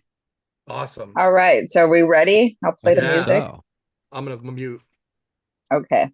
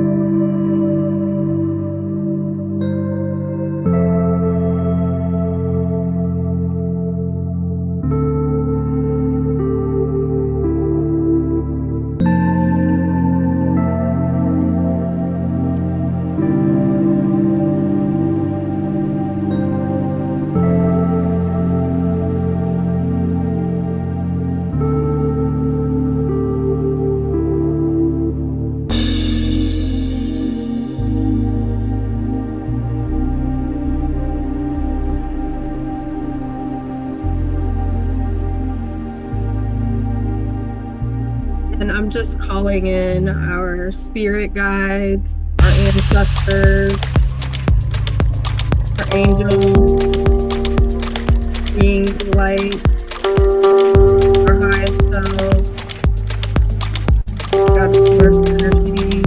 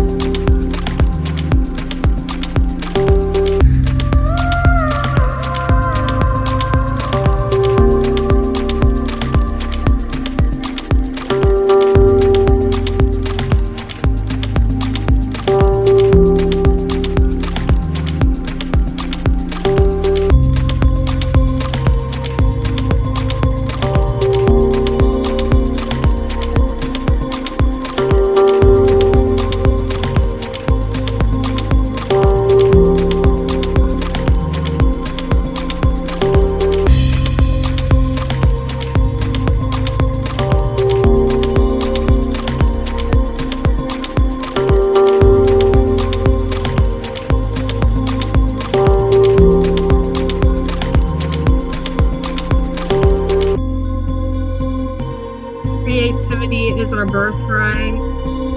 Embrace it. Allow your imagination to guide you fearlessly.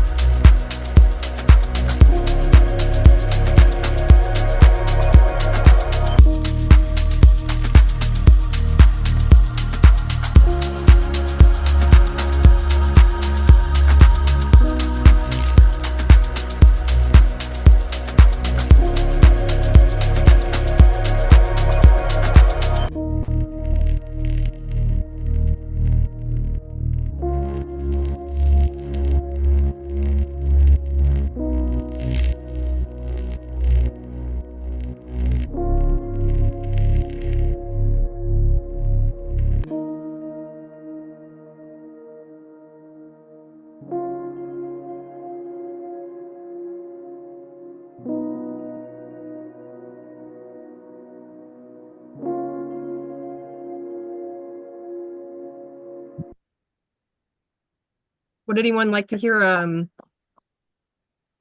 Whatever card- it is, the maybe a answer is card yes. from just the Yeah, gonna that say was yes. great. the Starseed Oracle deck? This deck's calling my name tonight. Okay. I love that deck. I have it. It's really Mhm. great. Oh, we already had two jump out here, so. Can you see the carnival? Oh, that is amazing. You see it? Oh You my want- gosh, look at the big boy. You wanted a paranormal carnival? Zoom in on my Cool. scope Oh my god. the paranormal carnival I got going on over here. Look. Oh, that's rad.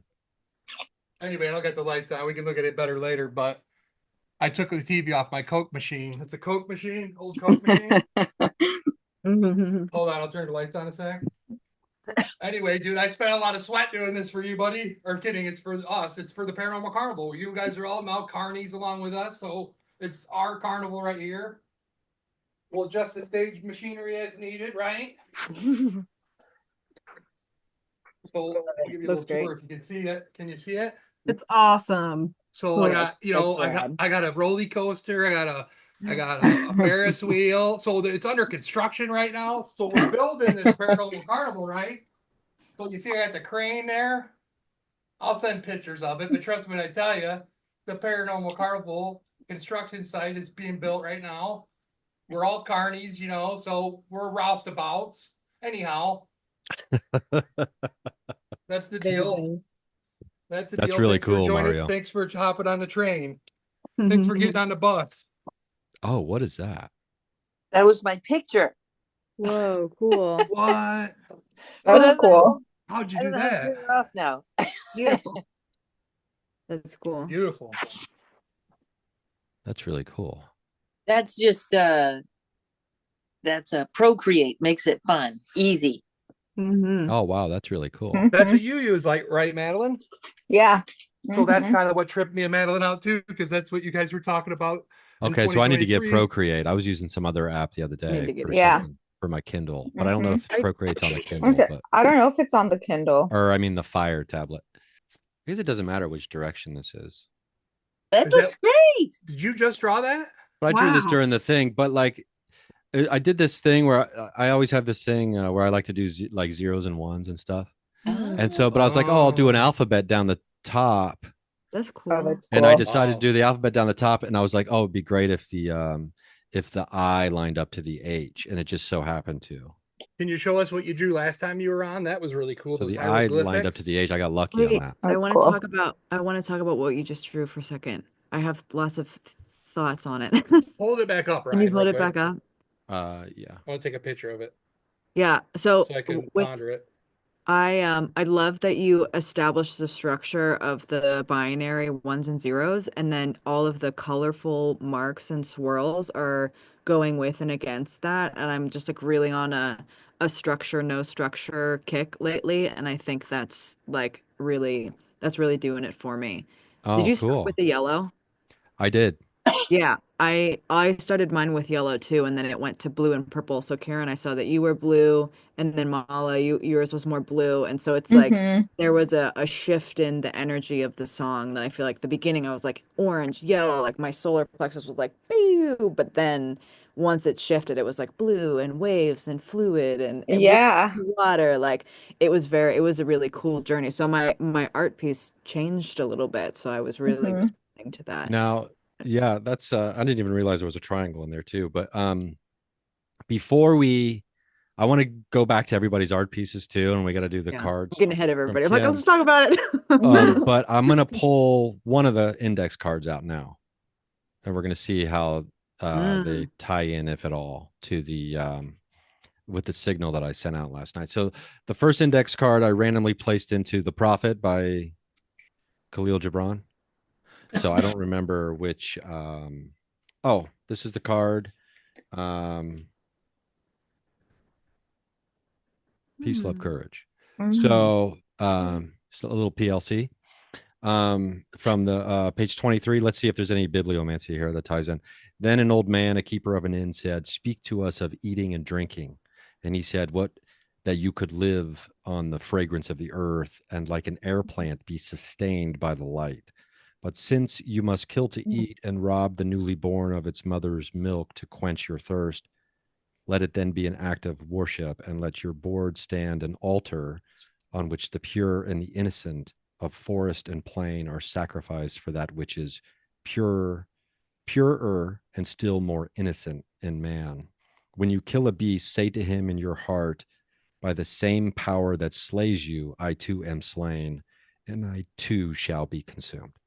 For the law that delivered you into my hand shall deliver me into a mightier hand. Your blood and my blood is naught but the sap that feeds the tree of heaven. So I don't know if you've ever read this book, but No, I was just thinking you went with something light. It's a pretty, it's very light read. It's like toilet. It's like usually people have that on the back of their toilet. That's on my toilet. Have you been to my house before? Thank you for laughing. That was a joke. And the second one was, I put it in the book, Extraterrestrial, The First Sign of Intelligent Life Beyond Earth by Avi Loeb, who used to be head of the Harvard astronomy department. This book basically launches from the thing that was floating through space about 4 or 5 years ago now, or 6 years ago now, maybe 7 years ago, that he was like, hey, I think this is an artifact of an ancient advanced civilization. It's not just some random thing that flew by. And so that was just this on the card. It was just a mountain. I might have thought, Oh, I wow. might have seen that in my head. Okay, so you got that. I had a triangle and a circle that I kept seeing over and over. Like the top of the mountain and the circle. I didn't see them in that formation of like a mountain, but I was like, it kept looking like, what were those cards, the ESP cards that you used to have? The Zener I think cards. I saw that, Ryan. Oh, very cool. I've got a deck of Zener cards back here somewhere too. Stop putting things in my head. I am sorry. I did that late last night. I'll text you before I do it next time. I got that one.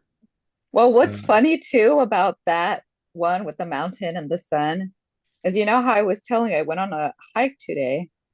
So, and I was telling you I started playing the music that you played at the beginning, the like frequency music. I started playing that as soon as I got to the top because I was on a canyon. So when I got to the top of the canyon, there was the sun and everything, kind of like your little picture. Oh yeah, But you that's were like when you were inside the index card. So yeah, that's when I started playing that music though, which I thought was interesting because I had kind of gotten the memo to think about what was on your index cards. And so yeah, it was in that moment where I'm like, okay, I'm gonna play this music and try and see if I can receive any signals. So that's rad. Let's let me give cool. let me see if everybody can hear this. This is what we're talking about. We were playing it at the very, very beginning when we first jumped on. Can you hear that or not? I might have to share. Madeline, if that was you playing, that was fantastic. Oh no, that was Digital Sam. Sam is going to be here. He's got magic tricks. He's got hot magic tricks to do. Whoever it was, it's great. It's Brian. Are you pulling up your board? No. This is the. Can you hear that like, music? Yes. Can you hear this? Okay, so that's the music we were referencing just now. The frequency too. Most of That's music. I'll use that for meditation sometimes. So most of the music that we'll be playing on the show is Sam's. He's got so much music in the can. So, him and I are big fans of the band Spangle, right? So he happens to be a Tip Records. He actually does album covers. He's an artist, a digital artist, has for years. He's done 20 different albums for Tip Records. But he's also a musician, right? And he's been teaching me music, which again, I'm like, I know nothing. But he's got so much original music. I'm like, dude, you need to make your own album. So he's now making his own album. We're going to document it on the show. And, it's going to be kind of cool. So, he's been working on it. He's got some videos, but he'll be here soon. So we're pushing him on the show to make an album on the show. Mm-hmm. So his music, he's got so much. I'm like, dude, your music is better than the music. So I also asked him to do it in a healing frequencies. Cool. So everywhere else in the world, you know what they listen to? Psytrance, the psychedelic trance music, right? It's very world music, confused and whatnot. Well, it's a little bit harsh, some of it, but his psytrance it's like sometimes it's Talking Heads-ish, and then sometimes it's funky, and then he can make whatever. He makes metal, like Madeline likes his metal. He makes metal, but he does a lot of different. He's a pyrotechnician. He does a lot of interesting stuff. So he's kind of artistic director, let's say. So Karen got I'm not surprised here. I mean, I'm a huge nerd for the telepathy tapes, and I was just listening to that. Oh, you were? That's great. I mean, it's such an incredible, it's probably the best podcast I've ever heard. I had to turn that off before. I was like, I want to keep listening to this, but I also want to join this thing. And that's weird. I don't know. I just learned about it yesterday. Yeah, it's really, I'm glad you learned about it. It's as far as like, these podcasts that just have like a season, I don't know if there's a better one that has just like a limited edition kind of podcast. And it's funny, I saw Whitley Strieber be interviewed on Friday night at PRS, and he went into the telepathy tape. It was weird because he was talking about the future of all communication is telepathy for human beings, and then he ended up referencing the telepathy tapes, which I thought was pretty cool. But what was I even talking about? I don't even remember now. You said something about me and the drawing or Karen. Oh yeah, so in the telepathy tapes, there's this sounded like you were on the edge of a compliment. Yeah, I was. He was like, just kidding, different topic. Well, in the telepathy tapes, the non-speaking autistic kids and people, they have a real strong connection with whoever is the main caretaker, right? And so it totally makes sense because Karen, you and I have known each other for so long that my signal might have or whatever been a little more clear to like someone who I've had a relationship with for a long time too.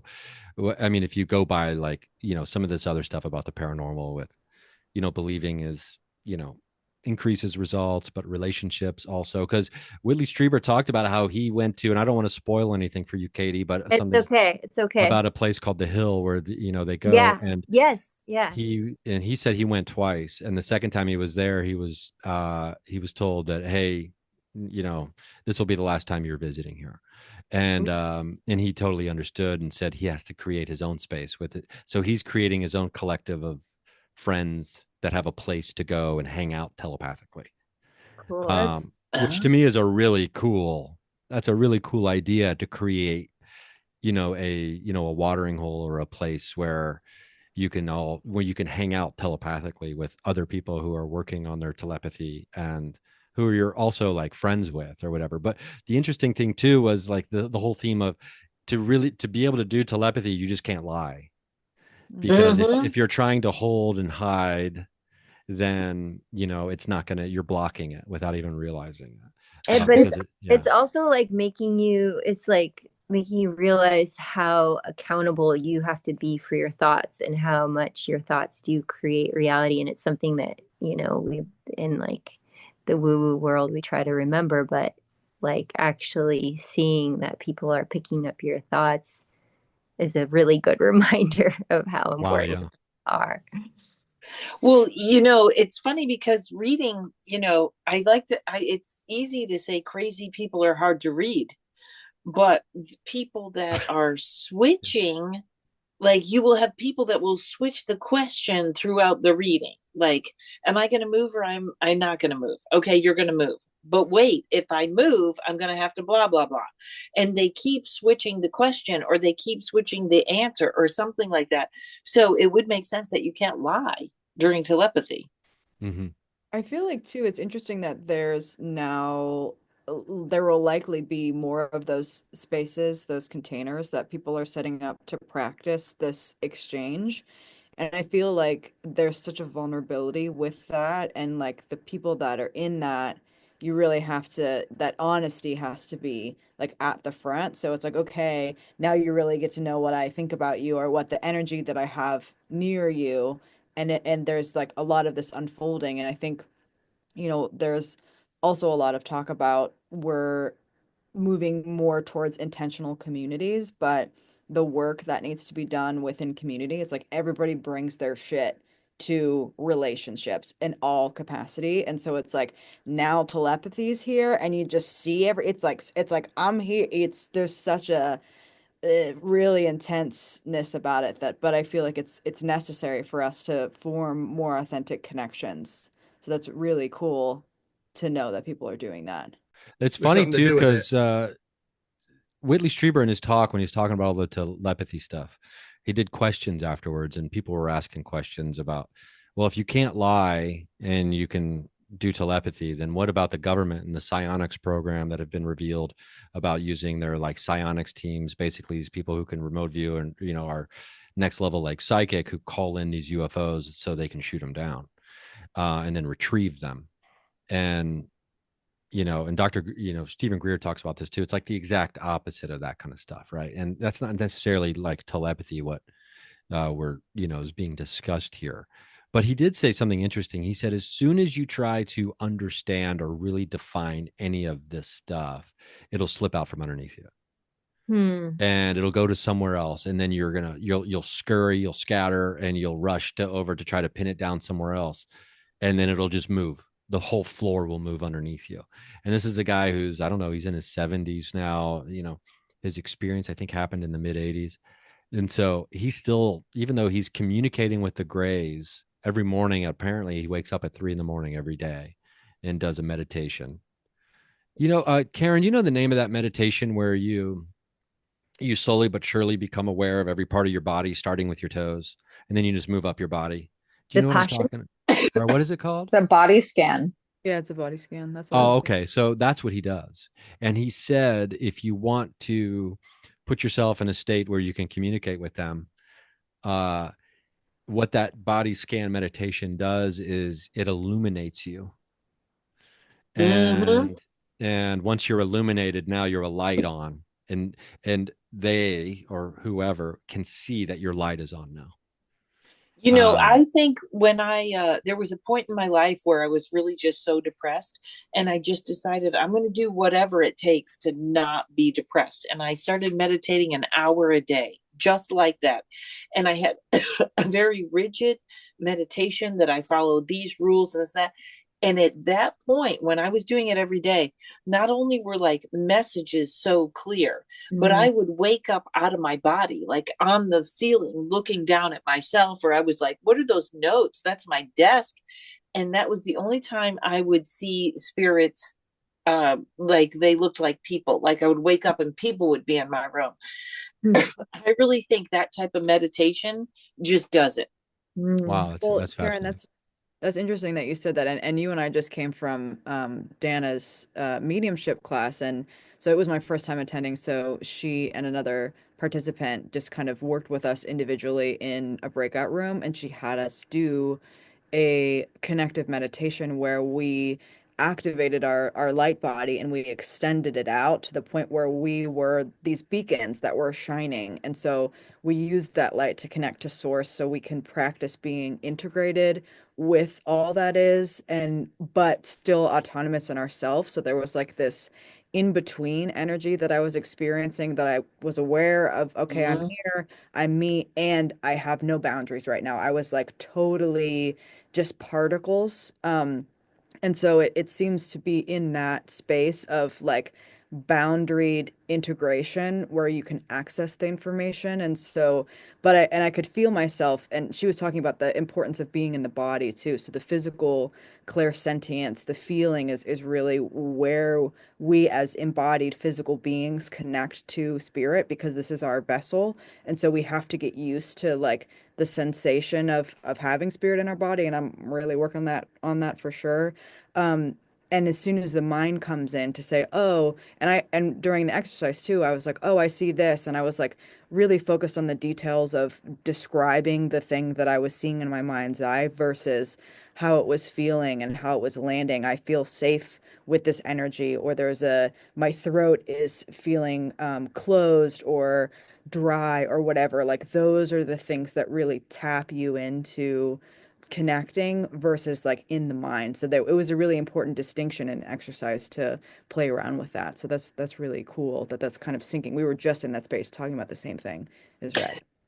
Well, that's really interesting too, because I have had, so with my, I tried to drop down to I'm on a long trip right now. I just drove from New York, stopped in Pennsylvania, did a gig, came to North Carolina.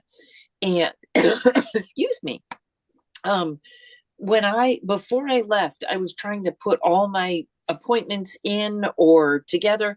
And this is why all this in the body stuff is so important.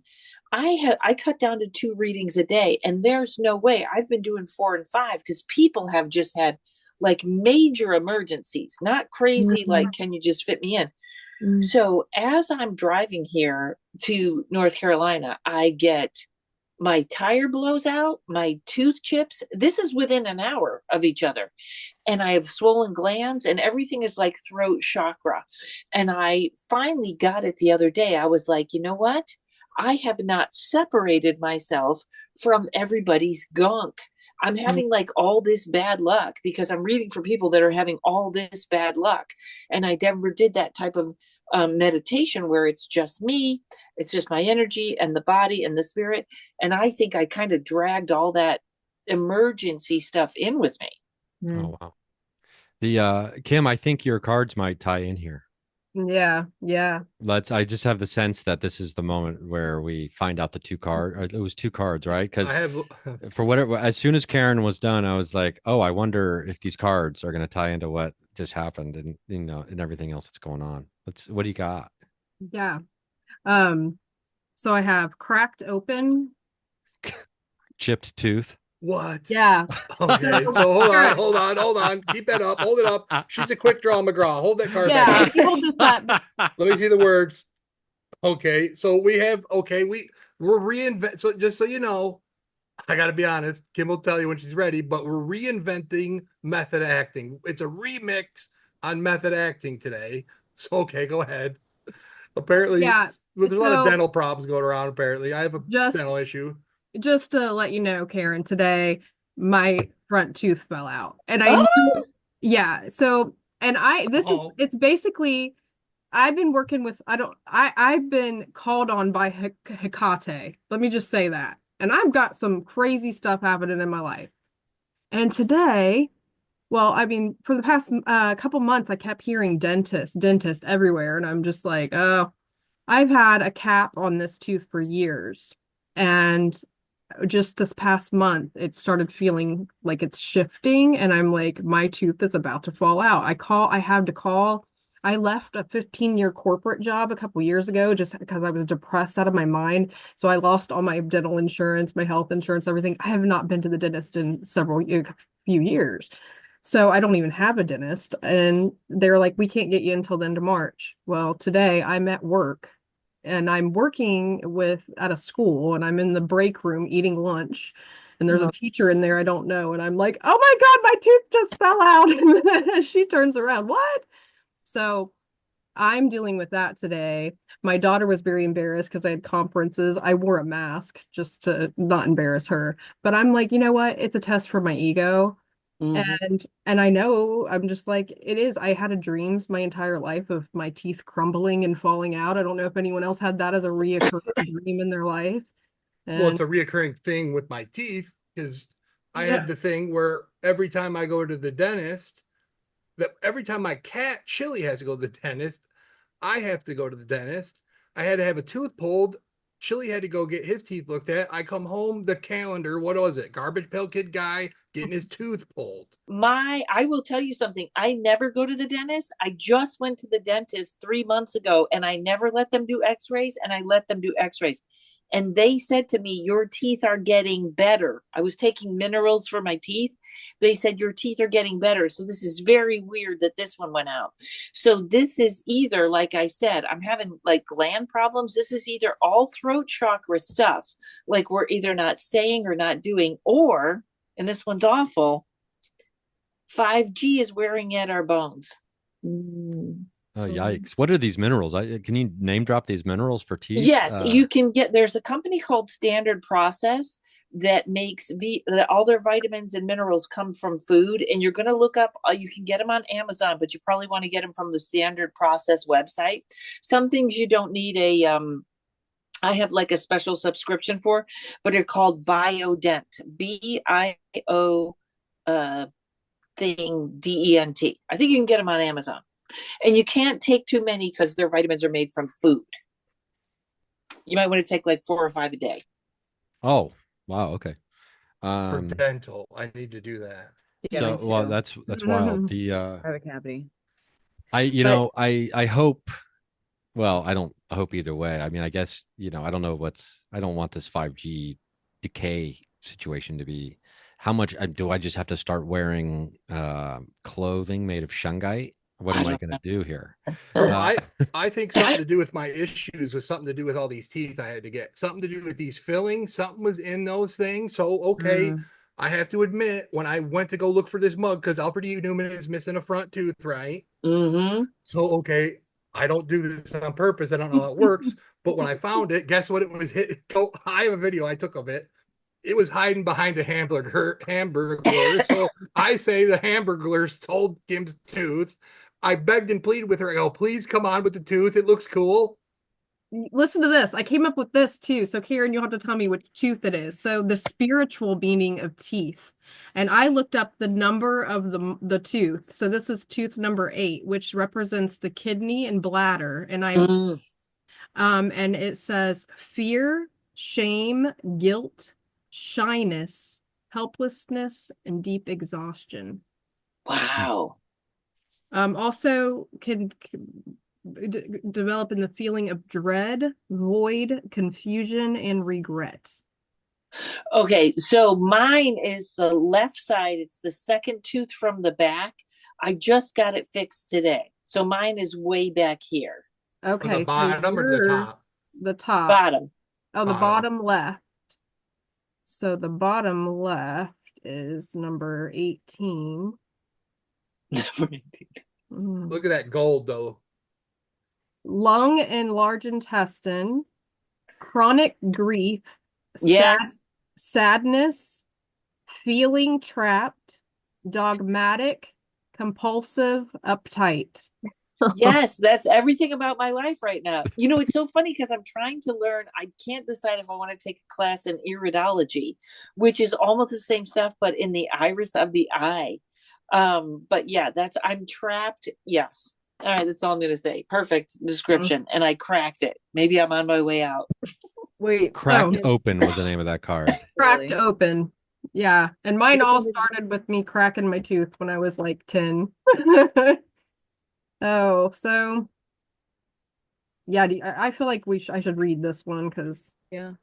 Okay. Rock bottom. Surrender to the alchemy of life. Don't let the weight and density of the world squash your tender spirit. Instead, let it call even more of it home into your body at the center front of your life. It's through the extreme pressure of life's trials that diamonds are cultivated. It's when things are at their darkest that we cultivate proper faith and our light is ignited. It's through the crumbling that we can allow our wounds to be alchemized. Let your pain, sorrow, and losses make you, not break you. Let life alchemize your tragedies into gold. Be open to being cracked open, wide open. It's the difficult times that help us grow in leaps and bounds and in ways we could only dream were possible. But first, they have to crack us open. Sometimes it hurts like hell, and it's nature's way. Whether you let it happen or not, it's going to happen. So surrender to the process. It's how the light gets in. When your heart cracks open, a space is created for your soul to more fully enter. When your soul cracks open, a space is created for the grace of the Holy Spirit to enter. Let your trials, your sorrows, your pains, and your losses transform you into more and more of yourself. Stay open to the possibility that your tragedies, your losses, your sorrows, and your hurt happen for you, not to you. Bless the thing that broke you down and cracked you open, because the world needs you open. Surrender to the alchemy of life. That's wild. I just because this is Paranormal Carnival and it's a Synchronicity Circus here. I have a friend of mine sent me a text message, because it's talking about cracked open, being broken open. You know, those words were just read, I believe. This is the text message I just received. I don't think I'm betraying their trust too much when I read it here. Oh my fucking God, Kundalini broke me open tonight. So just to add to the Synchronicity Circus that's happening, I figured I would just throw that. I just saw that on my computer just now. That's really Does wild. anybody else here experience feeling Kundalini energy? Like really feeling it? No. Recently, anything? Anybody? It looks like Katie had her hand up. I do Kundalini, and I've been trying to get better about practicing it regularly. But I do need it right now because I think I'm kind of I'm having a hard time, like a rock bottom moment, I guess. It's all relative because, I still have a roof over my head. But yeah, I definitely resonated with that card and am clinging to Kundalini for like guidance, and it's always so helpful. Can you share a little bit about, because I'm interested in it, and I still am operating on the assumption that Kundalini is like a spontaneous awakening, but it seems like you can also work with the energy, like you were saying, Katie, as like a support system. So yeah, because I'm just like, I feel it feels really far away and inaccessible. So I just am Oh curious. yeah, I work with this teacher online. Her name is Kia Miller, and she has classes on a app called Yoga Glow. And I think she might have classes on YouTube as well. But I really like her teaching. I've done Kundalini with other people, but I really appreciate her practice. And so when you say it's a practice, is it a movement? Is it a guided, like what is a typical experience? Yeah. So a lot of it is repetitive movement. It's and breath. But she'll kind of guide you through like like a traditional yoga postures to get you grounded, and then you'll move into the Kundalini. Kriyas are what they're called, and so there are a series of poses that help you kind of achieve a different mental or emotional state. Cool. There was the Burbank YMCA back when I lived over in those parts. This was before COVID happened.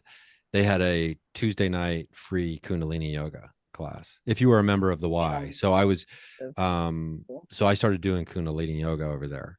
And one time we just danced for 45 minutes, like ecstatic dancing. It was wild, and it was exhausting, but it was like getting you into an altered state. And we started this whole thing talking about kind of like altered states, and like I was asking a question to people like, have they ever had unexpected inspiration that led to a creation of something like art or an altered state that was unexpected? And I think Kundalini, I don't think I did it enough.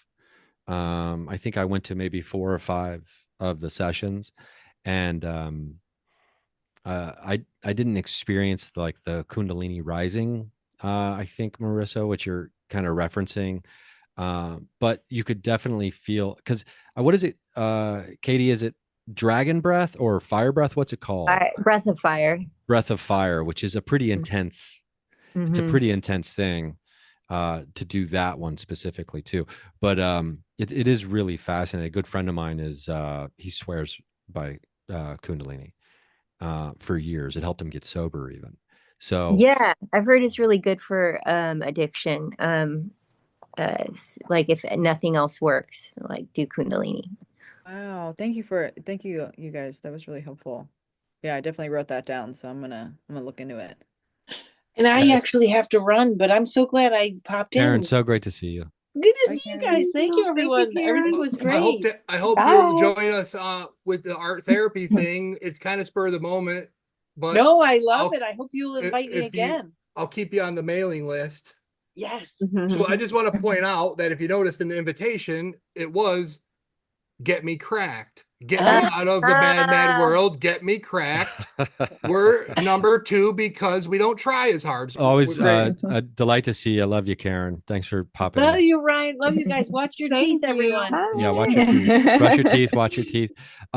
Kim, let's get into whatever that second card was. Questioning everything, anything unaligned must go. Things aren't always as they seem. This era is one of uncovering myths, truths, so we can remember ancient truths. Everything is in a state of recall and realignment.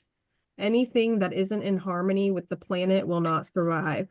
This goes for society and the world as at large as well as in our own lives. If you pull this card, you're being called to energetically scan your life for things that may no longer be a vibrational match for who you are and how you've grown. It's hard to say V's with one tooth in the front, by the way. To dismantle the systems and ways of being that once served you and others, but no longer do. Some star seeds are here to lift the veil between the seen and unseen worlds, to shine a light on things that are inauthentic or unaligned with the survival and well-being of Earth, to stand for and protect those who do not have a voice, to look deeper and question everything that previous generations did not. Some star seeds cannot tolerate things that aren't congruent. They're here to bring society and humanity back into harmony with the planet and the creator at large. If we tolerate things in our life that aren't aligned with and congruent with it, we add to the misalignment of the planet. You're being called to trust yourself, notice what's out of alignment, and then take the baby steps required to bring it back into harmony. This is no easy feat, but it is so worthwhile, both individually and for the planet. Wow, really cool. What was the name of the card again? One more time, please. Lifting the veil. Lifting the veil. Mm-hmm. Ryan, that reminds me of what you were sharing about, and forgive me, I'm going to butcher this. When you reconnected to that part that you had forgotten about, maybe like a regression or your soul contract. What was the phrase that you said that you I can't pick a side. Oh, you can't pick a side. There was something about it that was like, Oh, connecting the believable and the unbelievable. yeah, that part. Yeah, Or that build a bridge. She's specifically exactly it was building a bridge between the believable and the unbelievable. Yeah. Yeah, so when the card was talking about like the seen and unseen, it was just like kind of like this, and you had the ones and zeros in your art, like this dichotomy, duality that you're oscillating between, and like this ability to sort of toggle in between those different worlds. I think is really vital as we navigate, yeah, what feels true and what is misaligned.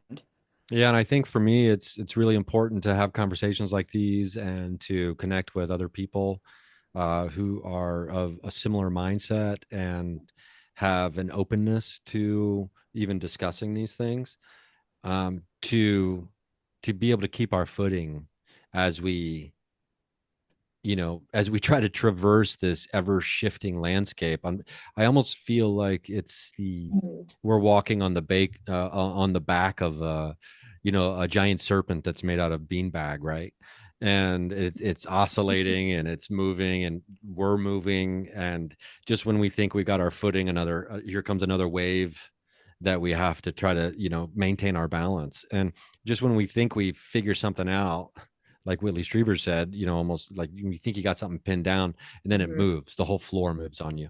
And just trying to even understand that, but hearing other people's perspectives of similar experiences, I think it really helps me synthesize it or integrate it into, the new paradigm, which I think we've all got our own little mini paradigm shifts as a large paradigm shift is occurring in the world, especially right now. But with the disclosure of interdimensional fucking beings being disclosed, from like authority sources, not to, on top of it being different than aliens or ETs. So it's really wild. I'm curious, Marisa, if you find that, because you use your hands a lot in your artwork, obviously. Do you find that that's like, I don't know, is it like just a giant grounding exercise as well? Like, does it feel like you're really being grounded and connected to the realness of existence when you're doing that? If that's not too big of a question. Specifically when I'm working with my hands. Yeah. Yeah, I have a lot of things to say about that as I've been because I do feel like my hands are like a point of entry for me energetically. There is an energy reader that I connected with online. Her name is Brianna Walsh, and she does like soul body drawings. And she did one for me. We did a trade with Reiki and energy work. I don't think she does trades anymore. But anyways, my like body portrait was my hands were like these like huge, like just like intense things. They were almost like I keep wanting to say shovels, but they were like, "Blah," it's just like your hands are Like a caricature at like amazing. a at the theme park when you're a kid and like My they draw hands. your nose real big or your ears real big, but your hands were huge. Well, yeah, and actually that reminds me of, have you ever seen there's like this sculpture diagram of the human sense system, and like your eyes are huge and your mouth is really big and but your hands are big but like the rest of your body is really small. There's like a dominance that we experience within our like somatic perception. It's like hands and eyes and like everything else is like sort of small. It's very goofy looking. But going back to your question about, yeah, the hands, I have, yeah, I have like a lot of nervous energy that comes through my hands. Like I definitely like I'm moving them around a lot. Now I'm developing the language is probably I'm stimming, but I've done it my whole life, just like kind of moving my hands. So it's helpful for me to have something to play around with. But there's also chakra points in the palms of your hands. And once I started doing Reiki, my hands were like the first thing that came on when I felt the energy. My hands just like lit up. And I have a friend who's a massage therapist, and she's also a Reiki practitioner. So she'll do Reiki periodically when she gives me massages, and I can always tell when she turned on the Reiki because my hands start like tingling like crazy. So they are this entry point, but I feel like because they're so dominant with how I perceive the world physically and energetically, that it like they get clogged or something. It's like there's too much of an emphasis on it, so I have to consider other parts of my body and my awareness as a response system. But I do feel like it's the hands in general are a really potent tool because I mean, even when I'm working with ceramics, especially on the wheel, if I change the shape of my hands in response to the mound of clay, the clay will fill that energetic or that negative space and like push into my hands. Like I'll make a shape, and like your hands are your best tools, and so I can kind of manipulate the material just with my hands, and I'll, make a flat plane or make a different angle. So they're just they're really versatile with that. I don't know exactly if that answers your question, I but know, I think so. yeah, I've been thinking a lot about my hands. Yeah, I'm curious to hear what if anybody else says. Yeah. Yeah, But yeah. no, to kind of, oh, sorry, go ahead. Or no, I was just, go ahead. To kind of piggyback off that, because like Mario was saying, we had listened to one of the podcasts or one of the videos that you and Karen recorded, I believe it was. And you had mentioned the whole like the flow and movement form of art, how that helps you connect to your body, which resonated with me as to why I enjoy painting murals so much. Mm, So when I paint murals, I use spray paint. mm, And when you're painting a mural, it's like a complete experience because you're using your whole body because it's a huge wall. So you're literally having to like move as you paint. Your whole body, it's not just your hands, but the movement, different movements of your body help you, make different shapes or different techniques or whatever. So it's definitely really grounding because Well, it's that's that why whole mind body connection. I think we have a pretty great episode of yeah, the very first Paranormal Carnival. I think so too. Um, hold on a minute. You hold on, have a drink, talk amongst yourselves. Let me get mystery school. Let me consult Sam the magician. Because as soon as you say we're going to stop, cue Sam's Sam gonna the pop magician. in. Yes, he's going to do the magic tricks right off the rip. Dang. Um, 44 is a sync for me. I I've been think okay. 44 Kim, is for me. I just had my 44th birthday on January 6th. it was just Whoa, happy 244, birthday. 44 on the Zoom. Oh my so gosh. Marilyn's Is number that why you is said that? 44. Kim What? and Madeline, Oh, no, Is I that why you can't see it. said? Oh, you couldn't see Explain it it. for me, So girls. why'd you No. say 44? Because To you Marilyn? said it's 2 hours and 44 minutes. That's how long Oh, the okay. podcast And then has as soon as you said that, it was 244, 44 on the been. Zoom calendar or the Zoom clock. 44. That's Kim, wild. Marilyn. Hi, Katie. Right, Kate? Oh, Oh, Katie's done. leaving? Katie. Okay. Hi, Katie. Oh, bye, Katie. Katie. I didn't hear her saying goodbye. She does Irish goodbyes. I'm sorry. So Sam, what's up, Sam the man? magician. How's it this going? is Ryan. Hey, good to meet you, Sam. bro. I mean, it's been Too. we should. I can't believe we haven't met sooner, but it's good to digitally meet you, man. Yeah, I've heard quite a lot about you. Yeah, likewise. And your shit is so rad. I guess that's how I compliment people now. Your shit is so rad. I said, but yeah, so cool to meet you. So what's everyone working on, or have you guys been working on stuff today, or is this just kind of a Yeah, well, we local did project? we used some of your music, and we did like a short art session Okay. that we had some Reiki simultaneously happening at the beginning of it to kind of infuse the session.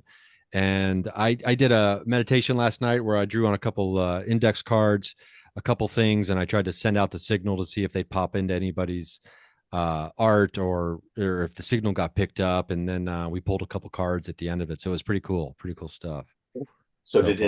any of your cards pop up in any of tonight's work? Well, Karen Rontowski, I don't know if you've met Karen. I don't think so. She I told him about her. Okay, yeah. So she had this is one of the things I just drew like on an index card and just put it inside a book. Okay. And the other one was this, just a couple words. Oh, okay. And so Karen saw it, kept seeing a triangle and a circle, I think today. So, which is kind of, yeah. the vibe there. But Yeah. and then so that was probably the biggest sync of all. And I have also known Karen for a pretty long time too. So the connection, me sending out a signal to her, might be a little stronger than with everybody else, just because we're so close. So what about the cracked thing though? Oh yeah, that's kind of been a theme of the whole thing. Yeah, I mean that was the cards that were pulled. Yeah, so Kim pulled a cracked card, and then you got a text from somebody that said cracked. Well, in the description of reading the cracked open card from the what deck is that, Kim? The Starseed Oracle. The Starseed Oracle deck. I had received a random text from a friend while we were recording, basically that along the lines of, "Oh my fucking God, Kundalini broke me open tonight," or something, like all at the same time. And there was a bunch of syncs with, cracks in teeth and things like that. Just were, all over we were lousy with it, with the theme of crack tonight. So I'm going to tell you why. I'm going to tell you this because this book came up. Sam chose this book. I did a reading for Sam. He chose this book. And my interpretation of it is I did that reading for you, bro. Yeah. I don't remember picking a book though. So I made you pick books and you picked this book, and I was happy you did, because you know why? You see what this guy is? He's a painter. Yeah. But he's he's got like the working man's painter on. And what I told you is, I go, dude, I think you see yourself as that working man, but you're really a fucking artist, and you need to wear that fucking Jim Morrison leather outfit I saw you wearing one day. I saw you doing a video with that gun or whatever. It wasn't leather, but me and the girls, Madeline saw it. Madeline said it. You go, "What's up with Jim Morrison?" or something. Remember that? So you look like a movie star. Sam could make his own album. We're fans of Spangle, but he's his own Spangle. Sam needs to, so I told him this book represents that artist cracking the mirror and becoming the one with the Lizard King. So share your screen to show us some Lizard King shit, dude. What have you been working on? Show us some art real quick. Because, he's got magic on his computer. Which is even cooler than the card tricks, to be honest, depending. So show us some good stuff real quick. So I like share sound physical, and Share your screen. Okay. Yeah, since you're on your computer and you said Well, you. What's easiest for me to grab would be physical objects. Okay, go ahead. Yeah, yeah. Okay. Do that then. Do that then. Okay, cool. Okay, give me a second. That's just as good as the magic. He said he couldn't do the magic because of other stuff he had. So who knows what he's making? He must have some. It's like his apartment. His whole thing's a art factory. Sam, will you share your screen and blow our melons real quick with something that you got going? So Tonight is melon night. I say melon a lot. It means Melons are brain. great. It means brain. I pour a lot of resin stuff with different types of resins. I use classic epoxy and polyester resin very seldomly, but polyurethane resin I've been playing with a lot more recently, and that's a resin that cures. I mean, most resins take hours and hours and hours to cure, and the polyurethane takes about a minute and a half. Oh, wow. So you have very short working time, but you can use it for some great effects. And so what I've done recently is I have this mold. This is a silicone mold that I made, and I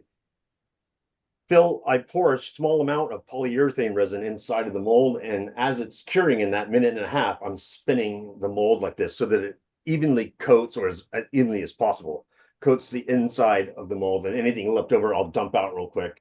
Usually by the time I'm dumping it out, it's already solidifying, so it's like, oozing out like slime almost. But anyways, after I do that, then I just pour epoxy resin in like black, for instance. And so this is the effect that it creates now. Oh, wow. Yeah, that's cool. So Are those skulls? Oh, wow. Yeah.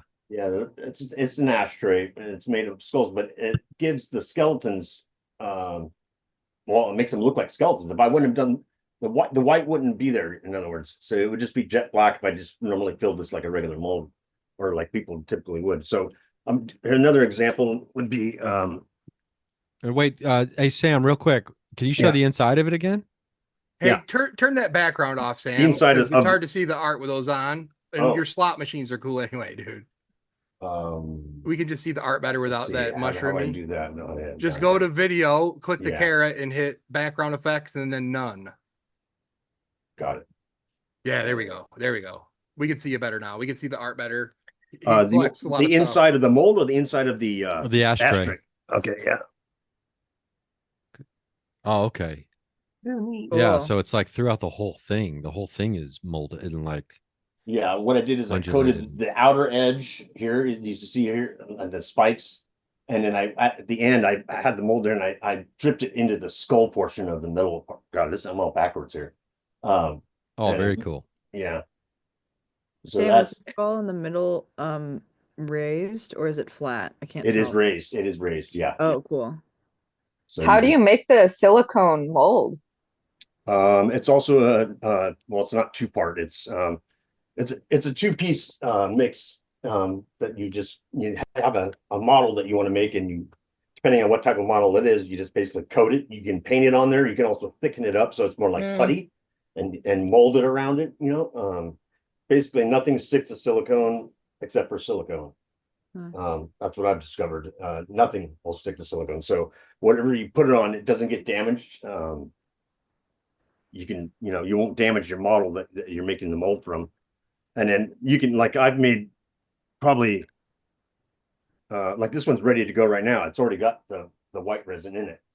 So yeah. So like that one, how'd you make the mold itself? From a model, a clay ashtray that I painted. I see. Okay. Yeah. Painted with lacquer so that it's nice, smooth. So Sam was making Spangle masks live on the show the last time. He was molding another them. example of wow, using the white resin. Oh wow, so you know how to make so Sam, you can make masks as well. Show him that mask you made when you were on the show, Sam. You just made that really cool one. Look at this one. Oh, so cool. Smokes. So I'll grab mine. I'll be right back. That is so cool. This is also in polyurethane, so it cures in a matter of minutes. Then it's just airbrushed and then various types of glitters on there. I don't know if you can see I call this one firecracker plum, or plum firecracker. Wow. That one is so cool. So Sam made this for me custom. Cool. So look at that. Totally and utterly spongled 3/3/2021. Wow. Rad. So when he would sell stuff sometimes. I've been on him to sell more stuff because he gives shit away. The guy is so generous. You know what? Oh, God, I just got this great idea. I'd love But people I want to could buy his commission- art. Yeah, I commission you right now to make a paranormal comedy and tragedy mask. Do you have something I can reference from? Well, let me Or work just- on it and send you some references. Okay. Because I think that could be really cool to have like a paranormal comedy tragedy, which I've never, we've all seen the comedy tragedy mask. Yeah. But like to have a paranormal twist on it, I think would be really rad. I'll show you, Sam. I use that emoji all the time. I love it. It's like, right. Fuck, So it could just be aliens. It could just be alien heads. Right. I'll work on something and Okay. and get it your way, because that would also be a cool fucking t-shirt. I also just want to show you these real fast. Also been making a series of resin shot glasses. Wow, Various, what? various colors, and then the most recent one here. Let me see this one up close or not. But this has got gold and copper leaf floating in the resin, so it's basically semi-transparent. You can see. And then you can't. The camera's not doing it justice, but it looks really cool. But you know what gold leaf is, right? Yeah. So it's like just sort of suspended in the resin. So I'm thinking of Goldschlager. Cool. Exactly. There you go. Exactly what it's like. That's exactly the deal, Sam. Right? Yeah, Sam. Exact same thing. Yeah. Hey Sam, have you ever had an unexpected inspiration that that was triggered by anything that led to one of your creations? When you say sudden, how sudden? You mean like just spur of the Altered moment? state of consciousness, Or it could, well, I mean, it could be an altered state of consciousness and something came to you, or just like something that was kind of like a shocking inspiration, like when you weren't planning on trying to be in creative mode or anything like that, and it just something popped in and took over. That happens. Usually, in most cases, I have it sort of planned out in my head beforehand, but I've definitely done especially with the fluid painting. I got into that acrylic pour painting, using all of these different substances to add to your paints and get some phenomenal. I could show you some of those real fast. Actually, no, I can't. My camera's not got a long enough cord, but maybe next time. But again, with something like that, you don't really have very much control other than the colors choices and so forth. It's more like a close your eyes and see what happens type of a thing. Oh, okay. But I've had some pretty good results using these various adding different chemicals, like liquid silicone. One drop of liquid silicone to a jar of paint this big will make that paint go crazy when you pour it on with other colors, other paints. The silicone, just like I said, it doesn't mix with anything, and it just causes crazy. So it's like a chaos agent. It's like dropping in a chaos agent into a. And they have the same stuff for resin too. The stuff that's called Resiblast you can put in, and it does sort of similar reactions. I'll show you guys some other day when I can get my camera over to. They're all hanging on the wall over here. He works in so many different mediums. He has a hallway in your apartment somewhere. It's so many of those splatter paintings that he does acrylic over.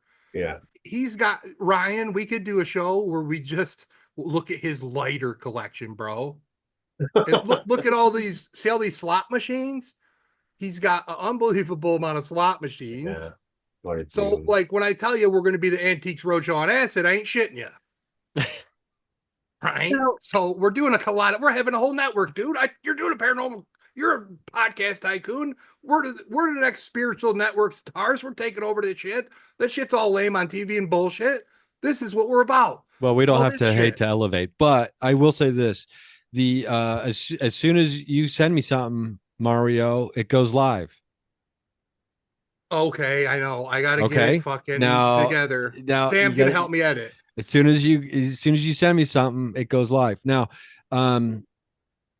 it's what's really cool here. I mean, like, I think because for the last few hours or whatever, we got a lot of artists here, and what's interesting to me about that is everybody has their own process, and everybody's also involved in their own way in the weird and the wild and the woo, right? And the strange, the fringe, whatever you want to call it. And but there's something about people who are creative, and I think everyone's creative, and some people just shut it off inside of themselves, right? And they do the, the ant farm life. But when people are open to the creative side in themselves and actually pull the strings on it a little bit, it's so easy to get together and talk about shit, right? And like that psychic. comment, Cue a psychic. Cue a psychic. Sorry. Oh, we got a psychic coming in. We got a psychic coming in. We got a psychic coming in right now live, dude. My friend Chantelle. Hey, Chantelle. Yes, late night Mario's Magic Suitcase After Dark, or this is Ryan Singer show though. We're hosting Ryan Singer Paranormal. The first Carnival episode here. of the Paranormal Carnival, but Paranormal Carnival. Hi, Chantelle. Hi, how are you? So Chantelle, this is Sam, Kimberly, Marissa, Ryan, Madeline, and Mario. That's me. You know me. Hello. Ooh, it's busy. Sorry. What's the Mario? Tell me the connection here. So Chantelle, okay, it's through Ryan. So this is a beautiful one. This is an example of poster magic, but personified. I saw on your page that you shared a story that Chantelle had posted because Chantelle saw that she listened to me on your show talking about Les Claypool Primus posters. That day, her friend did the Les Claypool or Primus poster that day. She had just heard me saying that crap. So she posted something on her story about Mario, but she tagged you and I saw it, dude. And I about lost my mind, right? That's like the end goal. That's like my ultimate dream of this poster magic stuff. I contacted her or whatever. And she tells me the whole story. And then next thing you know, dude, me and her, I get memos from her about Hecate, Kim. So when I told you, you told me about Hecate, cue Chantelle, I'm having some weird stuff going on. Cue Chantelle, she gave me a psychic surgery healing one night, dude. So we got a lot of good stories. I gave her a reading. She's a psychic. So will you tell us about yourself, Chantelle? I'll shut up now. I'm super excited you showed up. Thanks. It was really bizarre because I had listened to the episode that, just like Mario said that day. And then my friend literally, my really good friend who lives in LA, she posted that she was at the show and her husband had done the poster for that Primus show. And it was that same day. So it was super synchronistic. So that was really cool. But it was pretty crazy. I was like, whoa. I've been a psychic for, like 20 something years now. Oh, wow. Mostly you have degrees. You have degrees. Yes. I was trained at the Berkeley Psychic Institute, controversial place, but it's been around since the 70s and it's in Berkeley, typically. There's one in San Jose, Sacramento. And they're pretty awesome. They've been doing it for a really long time. But you can go get trained. Anybody can get trained, really. It's like everybody's psychic. We all have our gifts. But it literally teaches just really basic tools. You do meditation 1 classes, blah, blah, blah. But anyway, so so I've just been doing that off and on. And I'm, been a school teacher for many, many years and would teach my kindergarten class to meditate. You're a musician. Oh, yeah, a musician as well. Yes. I was in a comedy band in LA for a while called Ogre Mage. Yep. Cool. Wait. Yes. Wait. Yes, you had Zach Ames on your show many years ago. Wait. Yeah, that's. You never know. Wait a second. Here. Yes. Are you fucking kidding me? No, he actually asked me to go to that show and I think I was working or going to I was like, oh, can I come to your record? Like he told me about the episode and I was like, oh, I want to go. And I don't think I could, or he was like, oh, I don't know. Oh my God. Okay. This is bonkers. Yeah. Holy shit. Oh my God. Okay. So, my melon is getting blown, Mario. Yeah. Again. I told you there's an element of Gallagher going on. So one day you had an orange cat delivered to you. Can you tell that story just real quick? Oh yeah. Because the magic between her and I is from here to Portland. Orange cat. Yeah. There was, my partner at the time had like found an orange cat in our neighborhood. Like actually he was walking by a store, and this neighbor was this amazing house. They always have this beautiful garden, and was like, we found this orange cat.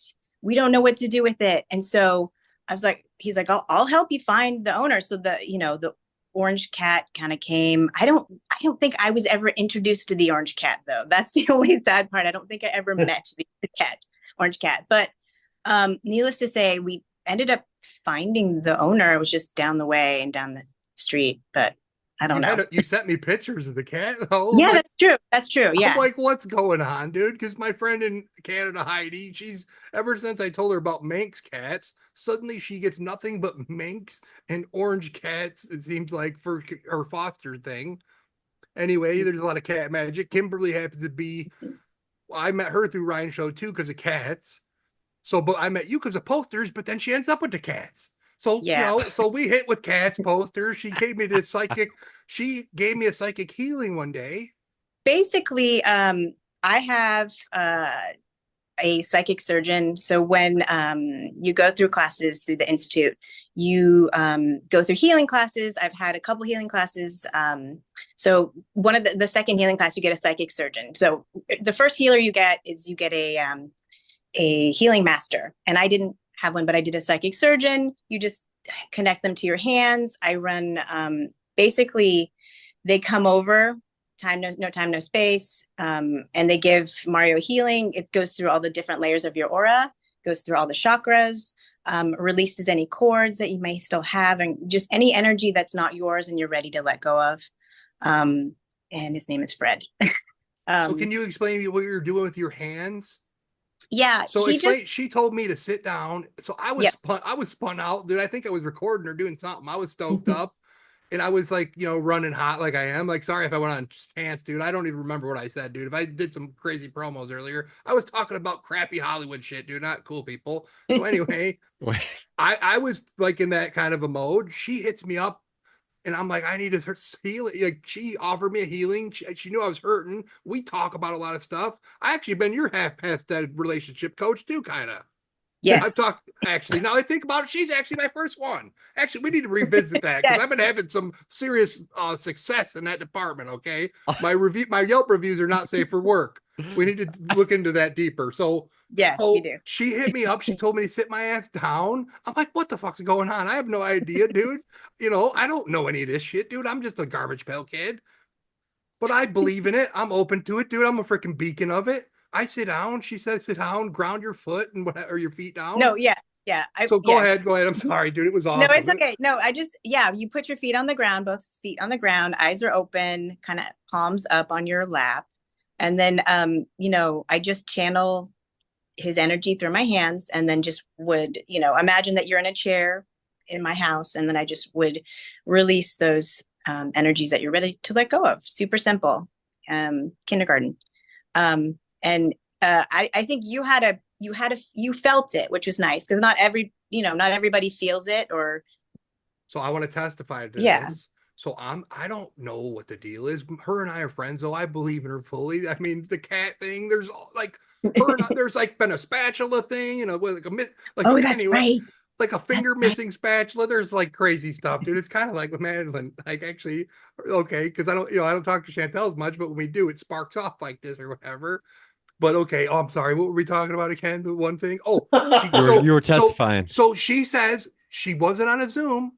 She was just texting me on Instagram.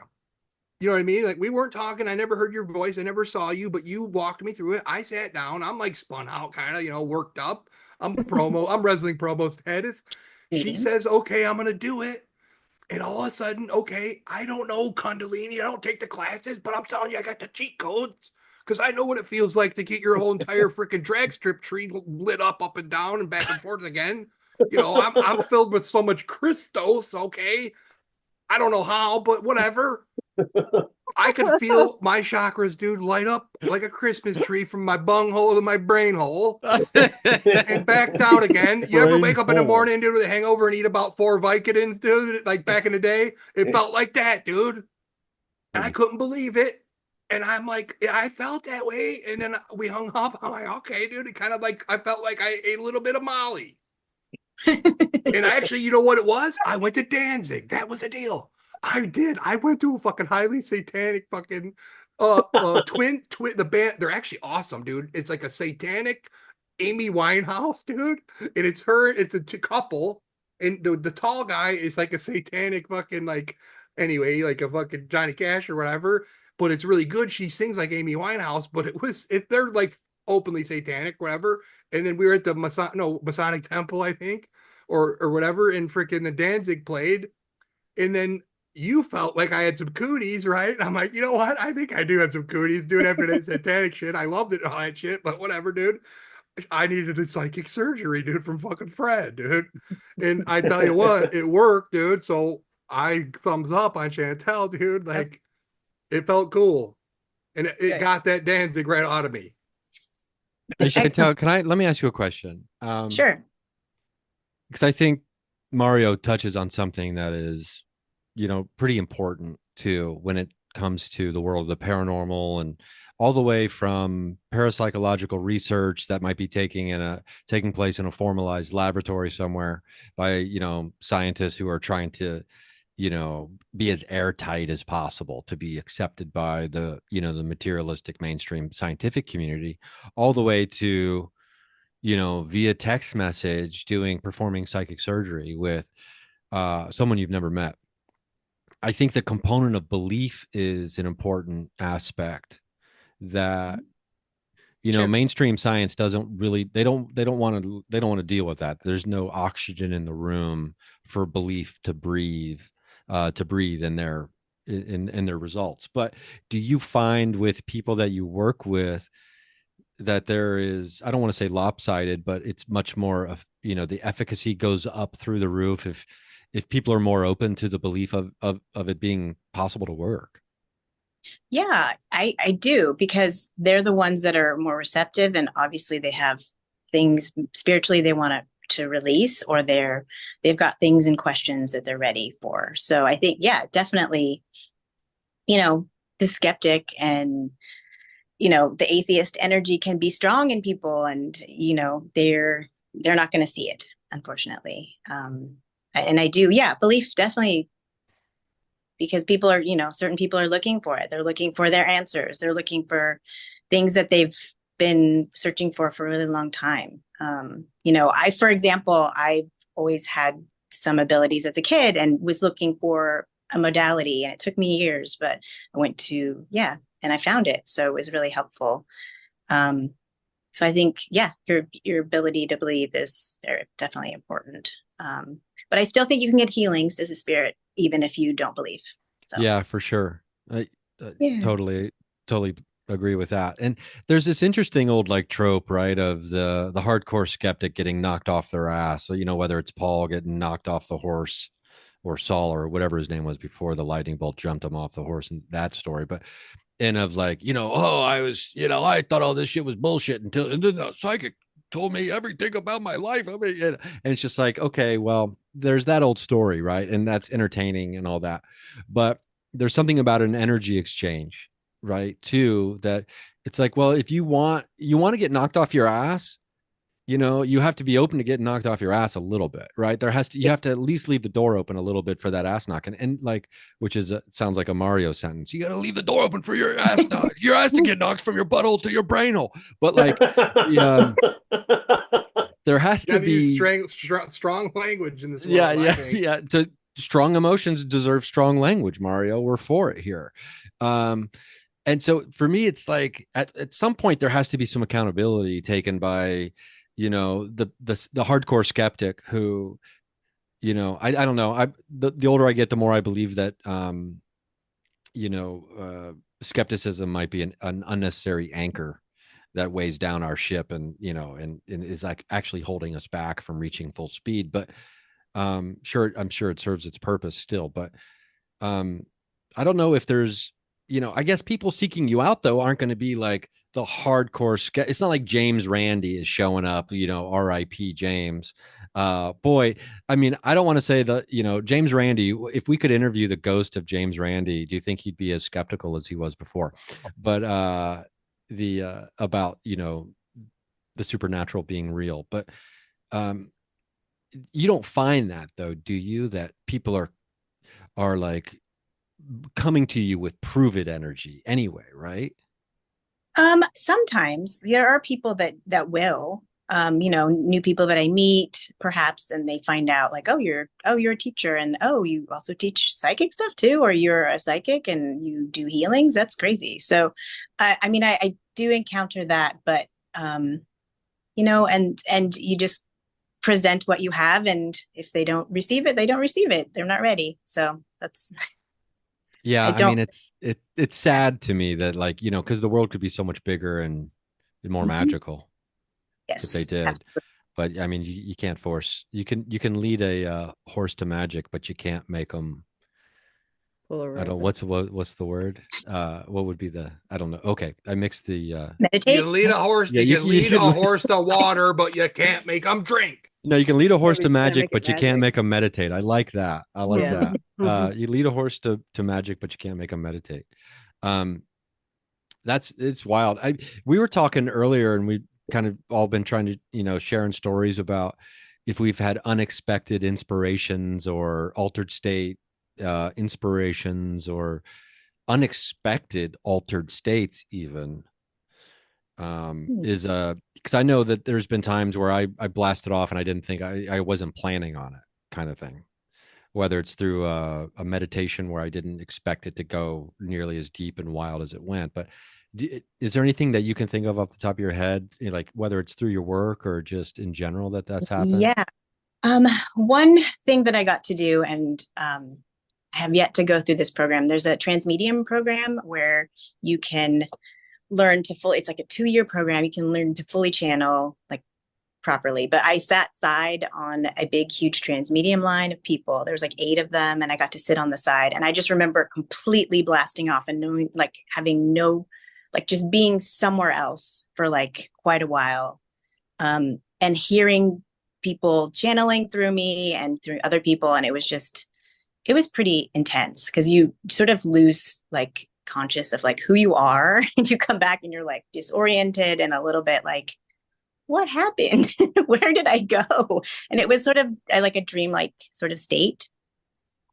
And I remember it was like very dreamlike. It was very lucid dreaming, kind of just remember going somewhere on the astral. I don't know if it was, I know there may have been other people there, but it was really lovely. It was kind of garden-like.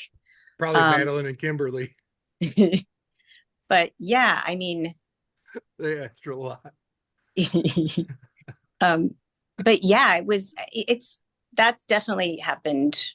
That was a while ago, but more recently, just a lot more lucid dreams and just being able to like make choices in them. It's been really great. Because Oh, that's you really dream, cool. Kim, don't you too? Yeah. Don't you, Lisa, dream, Kim? Lucid Kimberly? dream. Yeah, do you Lisa dream? Because Madeline, you do. Madeline like astral projects, dude. That's Yeah, cool. I had to kind of try and shut it off for a little bit. Now, It was let me ask you getting a this: little Did you? intense. Oh, okay, because of the intensity. I know people Mhm. who lucid dream a lot will oftentimes feel more tired when they wake up from sleep than they were when they went to sleep because their mind hasn't gotten the rest because they've just been living a whole nother life through space time or whatever they're doing. But it was for intensity reasons for some of the things for you, Madeline.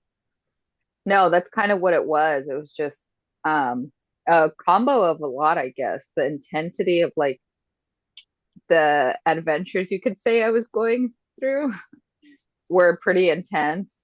But not only that, I felt like I wasn't sleeping because I was just doing so much in my dream that I would wake up like feeling exhausted and just trying to wrap my head around what I just saw and what I was just doing and what it all meant. I don't know how many times I've already said this tonight, but about how small the world is. But it's seemingly becoming, it's compounding smaller, if that even makes sense what I'm saying. But it seems to be getting smaller at such an exponential rate that I almost can't handle it almost sometimes. But this is so cool that Nice. there's this connection that popped in. Oh, I got a Holy question shit, for you. Mario. Mario is such a carnival barker chaos agent that this has been great. Brian, can I end this with a question? Because I was really thinking Yeah. about what you were saying about the world being smaller. And I'm wondering, is the world getting smaller, or are we just attracting more harmonious people to us? I think that's what it is. It's I keep hearing grid workers. Like there's Uh-huh. people in certain spots that are being brought together at this time. Like it's an energetic shift Yeah. on this planet, and it's Yeah, that's a soul good question. family. I don't know. I don't know. We're just finding who we vibe with, Mhm. because that's the future. I mean, we were talking even earlier about the telepathy tapes and connecting with people telepathically. It's like we're building that muscle, and like we're just like synthesizing with each other so we can just like connect instantly. So it's not surprising that we all have these synchronicities and these things that are happening simultaneously, because we're just We're all locking tapped in into the together. same, I mean, Yeah. the one unity consciousness, Hmm. and not everyone is. And I think Hmm. that it's important that people that are brought together right now at this Yeah. time. It's like extremely important. Yeah. I just saw us all like blasting off into like, okay, here we go. Like, yeah. Well, there's something interesting too about the idea of expanded consciousness. Hmm. And if you know, I mean, I can read you just a snippet of the affirmation that the Gateway Experience from the Monroe Institute uses. It's, I am more than my physical body. Because I am more than physical matter, I can perceive that which is greater than the physical world. And therefore, I deeply desire to expand, to Yeah. experience, to know, to understand, to control, to use such greater energies and energy systems as may be beneficial and constructive to me and those who follow me. Not like followers, but you know, those who come after us. And if we are in fact expanding our consciousness by doing whatever modality of work is involved, or even being curious, I think even just being, you know, simply curious about high strangeness or the unknown, uh, bubbles out your consciousness probably as well and expands it. So in that way, the world could stay the same size, like you were saying, and our consciousness is getting bigger. And so so the world seems smaller when our consciousness, because then we become bigger also in a way, because we're just more tapped in, like you said. And if we can, who is it that oh god, I just read this earlier today. Yeah, I think it was Ram Dass talking about the purpose of life was to, he realized like the purpose of his life was to finally try to be actually free. And but then upon attaining such freedom, realizes that one person's freedom is connected to every other person's freedom. And so it's not enough to just be like, I did it, man. You know, once you reach a certain level, it's like, no, we all have to do it for me to say I did it, because there is truly no separation between the me and the we. So Yeah, when you that's said, wild. oh, sorry, go ahead. No, but I was just saying that's wild. Like, I mean, I'm glad you brought that up, because it didn't occur to me that this, you know, the world getting smaller is actually maybe us just getting, like you said, more connected and uh you know, expanded, which I love that. The world isn't getting smaller, actually. We're all getting bigger. I love that idea. Yeah. Before we go, Wow. I just want to say a quote, a very calm quote. No promo. No promo. My ground cable happened. One of my ground cables. You are all my ground cables, but my main ground cable is Jessica and Oscar. Okay. So if everybody goes back when you wake up in the morning and you're eating a McMuffin, search Ryan Singer's Me and Paranormal You and look up episode Jessica and Oscar interview with an alien, right? You listen to that episode and you listen to Jessica, and when she met Oscar in that Deemster, the Divine Moments of Truth realm, what does she say on Ryan Singer's show, Ryan? Nobody remember. I listen to every word she says. I remember everything Oscar says to me, right? So what does she say when she met Oscar? She was in that space. She went into a room and it was a bunch of beings of light. and she met Oscar there. And what Oscar was, it was a guy named Oscar was like the manager of this thing. And it was beings of light, putting light into machines, and art was shooting out. So what was my name, Ryan, when I first come on the show? Who's the first Oscar on your show? Me, dude. My real alias is Oscar Mario Creston. I made great lengths to make my nickname or my alias, you know, it's a whole story. So you know, this is how much serious I take Jessica and Oscar, is she's helped me create a scene where I had Katie Cut on here, and I have Marissa, and I have all you, and Matt, like, look at the art we have going on here. So when she was in that space, what started her connection was Oscar. It was some guy in some room, you know, having beings of light, putting light into machines, and art shot out. So when I say, you know, that's happening, I think that's happening. So there's something to be said about that. So, you know, Jessica and Oscar couldn't be here tonight. They're very busy, but hopefully they'll be here next time. She's helped me do this. I dedicate it all to her and to Ryan. Anything I've doing is an inspiration of those guys. So thank you for all being here, and you all. I love you guys all. Thank you so much. Yeah. It's nice meeting you, everyone. Yeah, good meeting everybody. And well said, Mario. And this has been a ton of fun. And I look forward, I really look forward to the next one. I think we'll do March 11th. We'll do a 3/11 themed. Yeah. Right. So it's been really great to see everybody. Thanks for hanging out. I mean, I had a ton of fun. Night, everybody. Bye, guys. Bye. Yeah.